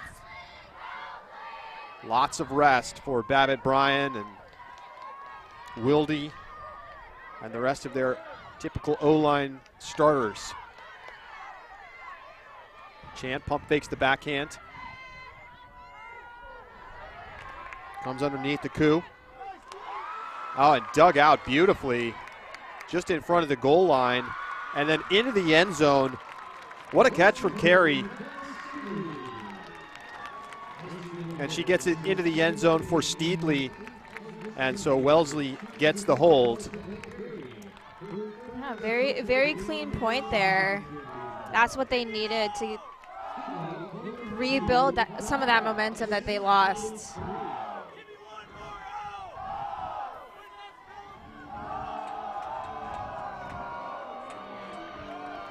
Yeah, it's been a difficult slog for the team. I mean, you got to go back. You remember it was 8-7 at halftime with Wellesley holding on serve, and they lost the lead at 9-8. Then it was tied back up at 9-9, and then Middlebury scored 5 straight. So it has been a difficult string of points. The O-line, 12 turnovers since 9-9, and that allowed Middlebury to open up a lead, get their bench back onto the field. Rest up their key players, too, at that point. Exactly. And now they're back out there for this O-point that they hope will be the final O-point of this season, but it's not going to be that easy. Wellesley gets the turnover. Jenny Chan tipping it away along the sideline. Can Wellesley stay in this? It has to start here. Black shooting into triple coverage. Easily intercepted. Claire Babbitt Bryan with it.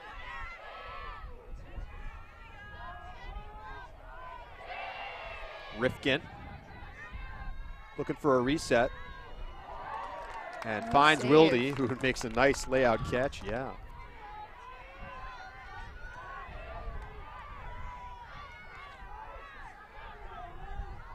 Liz Crawford throws it into the defense. Tess Dolan is there. Seems to be in the right place at the right time defensively. She's got couple blocks in this game, and a timeout, Wellesley. Yeah, you know, I think all of Dolan's blocks have come from her getting up and just swatting it down.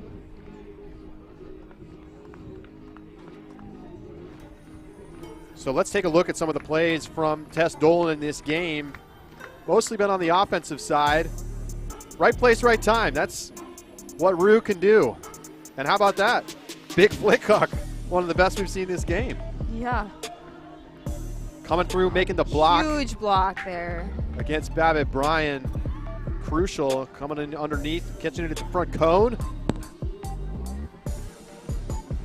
And the big overhead snag. She's got some style out there. Yeah, she's definitely a very Very pretty player to watch. So she hopes to help lead the team to another comeback victory.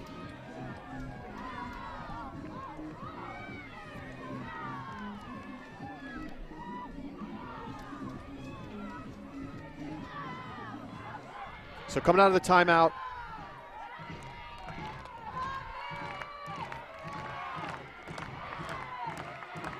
it will be Steedley with the disc, covered by Wilde.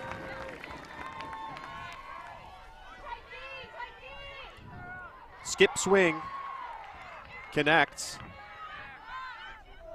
and a missed throw up the sideline. So right back to Middlebury. The timeouts have not been favorable to the offensive teams today.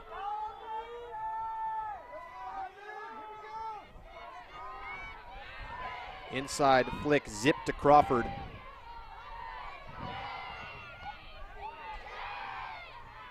Rifkin gets it to Babbitt Bryan. 1-2 with Wilde.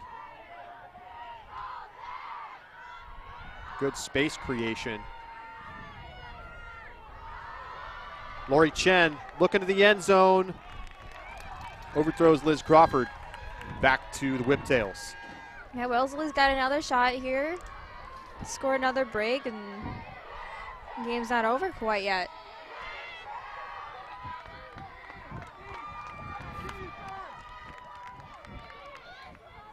Koo checks it in. Steedley still cutting hard.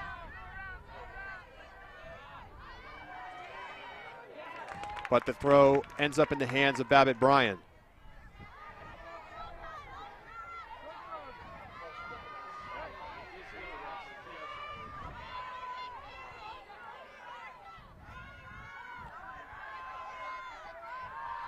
Carty swings it to Wilde. Wilde looking for Babbitt Bryan. Almost had the highlight finish.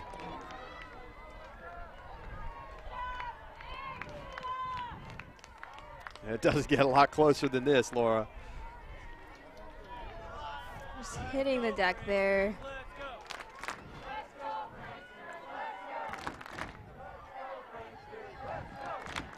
So Wellesley back on offense, Dolan underneath, and then missing the upline continuation. So the turnovers continue to pile up for Wellesley. They've got to find some rhythm offensively. Wilde picks up. High pass to Babbitt Bryan, well handled. Beautiful backhand, and it works! The Middlebury Pranksters are back-to-back Division III champions.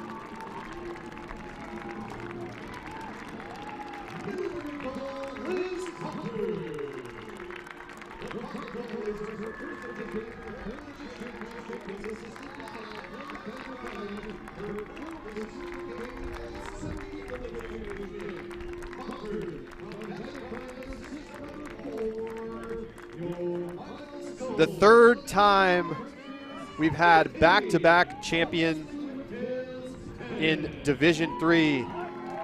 Liz Crawford hauling in the goal from Babbitt Bryan. Dolan giving it her all, just cannot quite get a piece. And in an all-New England final, it is the #1 seed, the defending champs, who win again. Yeah, history has been made.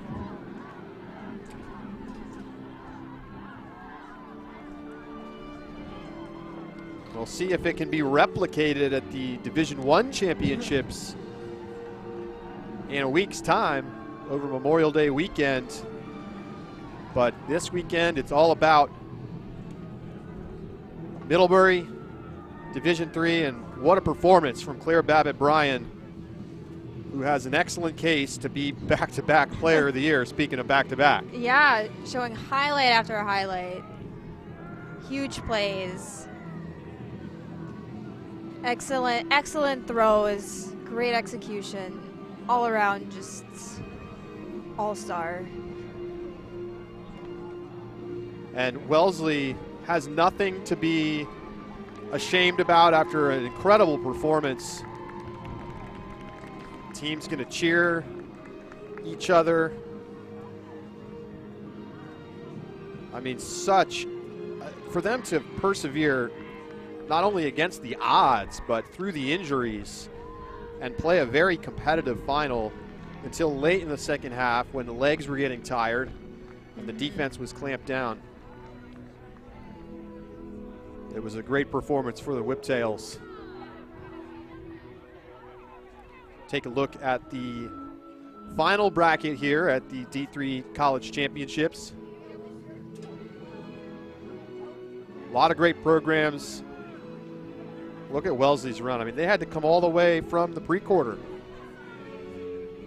Yeah, and that's very rare too, a pre-quarter team making it to finals. That's really an impressive feat.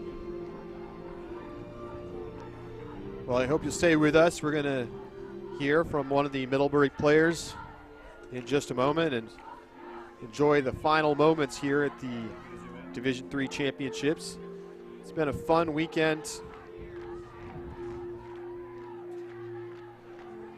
As the teams cheer together and know each other well from up in New England. Laura, you've been reporting on the division all this weekend. What are some of the standout storylines for you coming out of this tournament? Yeah, I mean, the clear storyline has been this Wellesley Whiptails just coming in after a loss in their first round pool play and dominating ever since. I mean, Middlebury just strong tournament, all tournament. We're talking about other storylines. We've got teams just rolling the field with pool play. I think St. Olaf did well. I think Carleton Eclipse also did well. The other two semifinalists, just all around great play all weekend. And it feels like the difference here really may have been the depth for Middlebury. We saw the top lines go toe-to-toe for most of the game, and Middlebury had the opportunity to rest some of their top players later in the second half, and the fatigue continuing to add up on the legs of the Wellesley players as teams cheer together, and something you don't see a lot of times in college sports. Great spirit from these programs. Yeah, going back to what you just said, Middlebury won that with their legs. They gave their star players time to rest and showed that, hey, all of their players can make great plays on the field, not just the stars. They relied on all of their players, and I think that was key.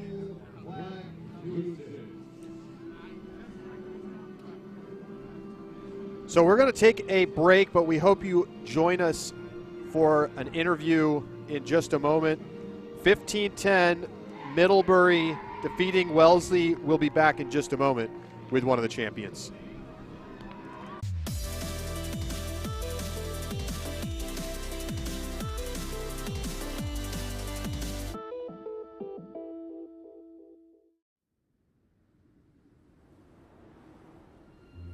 What would it look like if a competitive sport didn't mean a choice?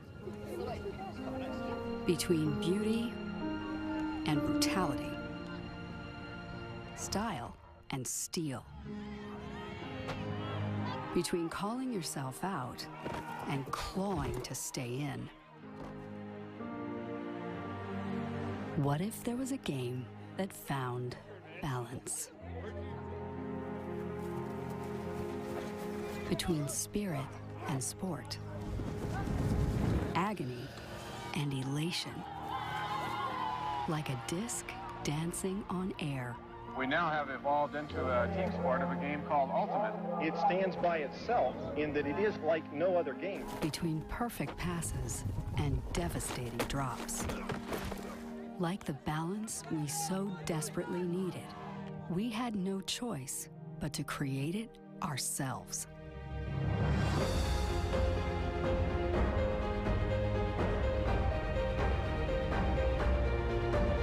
Long live grit and grace.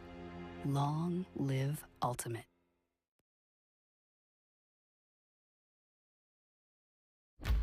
There is a place where we are us at our best. A place where everyone is welcome. Regardless of age, shape, skin color, or anything else that tries to box people in. A place where we defy the odds, defy the naysayers, and even defy gravity. A place where it's accepted that success doesn't belong to the faint-hearted. It belongs to the brave, to the determined. A place that knows grit, knows grace, knows bright lights, and knows empty bleachers. A place where we remember to laugh. Where we learn to trust. Learn to high-five strangers. And eventually, even learn to fly. A place where character, community, and competition are all as balanced as a disc in flight. That place isn't in a stadium or on a field. That place is in the spirit of our players. Because we don't just play Ultimate, we live Ultimate.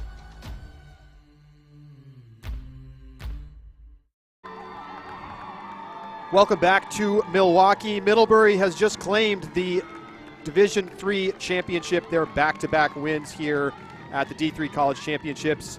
Hunter Lang is standing by with the captains of the Middlebury Pranksters, Jenny Bizzall-Clark, Claire Babbitt-Bryan, and Rachel Zeller. Let's send it down to Hunter.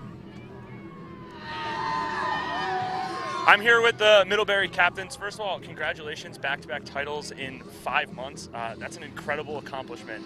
What went into, the stretch heading into Norco, and then, keeping that same level of intensity and competitiveness heading into this 2022 final? I think it's just all about kind of a lot of having fun. Also, a lot of work goes into it. But I think that our team really loves spending time with each other, and so that makes it pretty easy to do things like practices and fun workouts and stuff. Yeah, I think this spring season, after winning in the fall, we just had the opportunity to keep working on our systems that we had already gotten really good at even more, and just systems, and that really brought us here and the depth of our team. Yeah, we added seven individuals to our roster since our fall season, which allowed for an increasingly deep team, but then also just a lot of new awesome energy both on our O and D lines, which was really hugely contributive. This was the first game that really, challenged you guys. You've made it through most of the weekend kind of unscathed, blowing out a lot of teams, but you were down at half in this one. What was kind of the messaging to your team at halftime? Because you guys don't have a coach, so I assume it was the three of you kind of looking to rally the troops. I mean, Claire was just having a great time, and she was just like, isn't this so fun, Yeah. And that really brought us the energy. I'd just like to shout Claire out also for playing this entire game with potentially a broken finger on her throwing hand. And we came out of half knowing that we had an entire other half to get more breaks and pull ahead. And that was our plan, and we did it. Yeah, I just kind of wanted to remind the team at half that we're here because we want to have fun together, and that's really that's what brings us together. That's what makes our team, is the fun and the energy that we bring. And so I bet it's pretty obvious that everyone just cares so much about our team and our program, and I think sometimes we just need a little bit of a reminder once things get stressful or intense that's the root of why we're here. And so I think that was really helpful for everyone at halftime in terms of messaging. Yeah. Any final thoughts on the game, on the season, on your graduating seniors who go out with back-to-back titles? Can't really think of a better way to leave College Ultimate than that. Yeah, we go back to our graduation and next Sunday, 9 seniors will be graduating. Yeah. It's been an awesome 4 years with the Pranksters. And just so excited to be ending it this way with them. It feels really, really awesome, and to get another season with this one. Yeah. I don't have anything else to say. Just really, really excited about this team and the love that we have for each other. That's really what brings our program together. Just want to reiterate that. It's the depth and the love. Yeah. Well, congratulations again. The Middlebury Pranksters 2022 champions and their captains. Charlie and Laura, back to you guys. Thank you, Hunter. And big congratulations go out to the Pranksters for their win as we take a look at some of the game highlights. Laura, this was an awesome matchup. Middlebury pulling away in the second half to close out back-to-back championships. Yeah, it doesn't come better than this. Two very closely skilled teams. Middlebury just coming out ahead. Best team of the year moment. from start to finish. They've been the #1 team in the country, and it was pretty clear that they were going to be the favorite coming in here this weekend, and they did what they had to do, and they got a lot of their roster playing time while they did it. The fans loved it. We loved it. Thank you so much for tuning in to our coverage here of the D3 College Championships. Thank you to our producer, Aiden Shapiro-Layton, our director, Ryan McHugh, all of our camera operators and crew. For Laura Osterland, I am Charlie Eisenhood, signing off from the D3 College Championships. The Middlebury Pranksters are the 2022 champions with a 15-10 win over Wellesley. We'll see you next weekend for D1.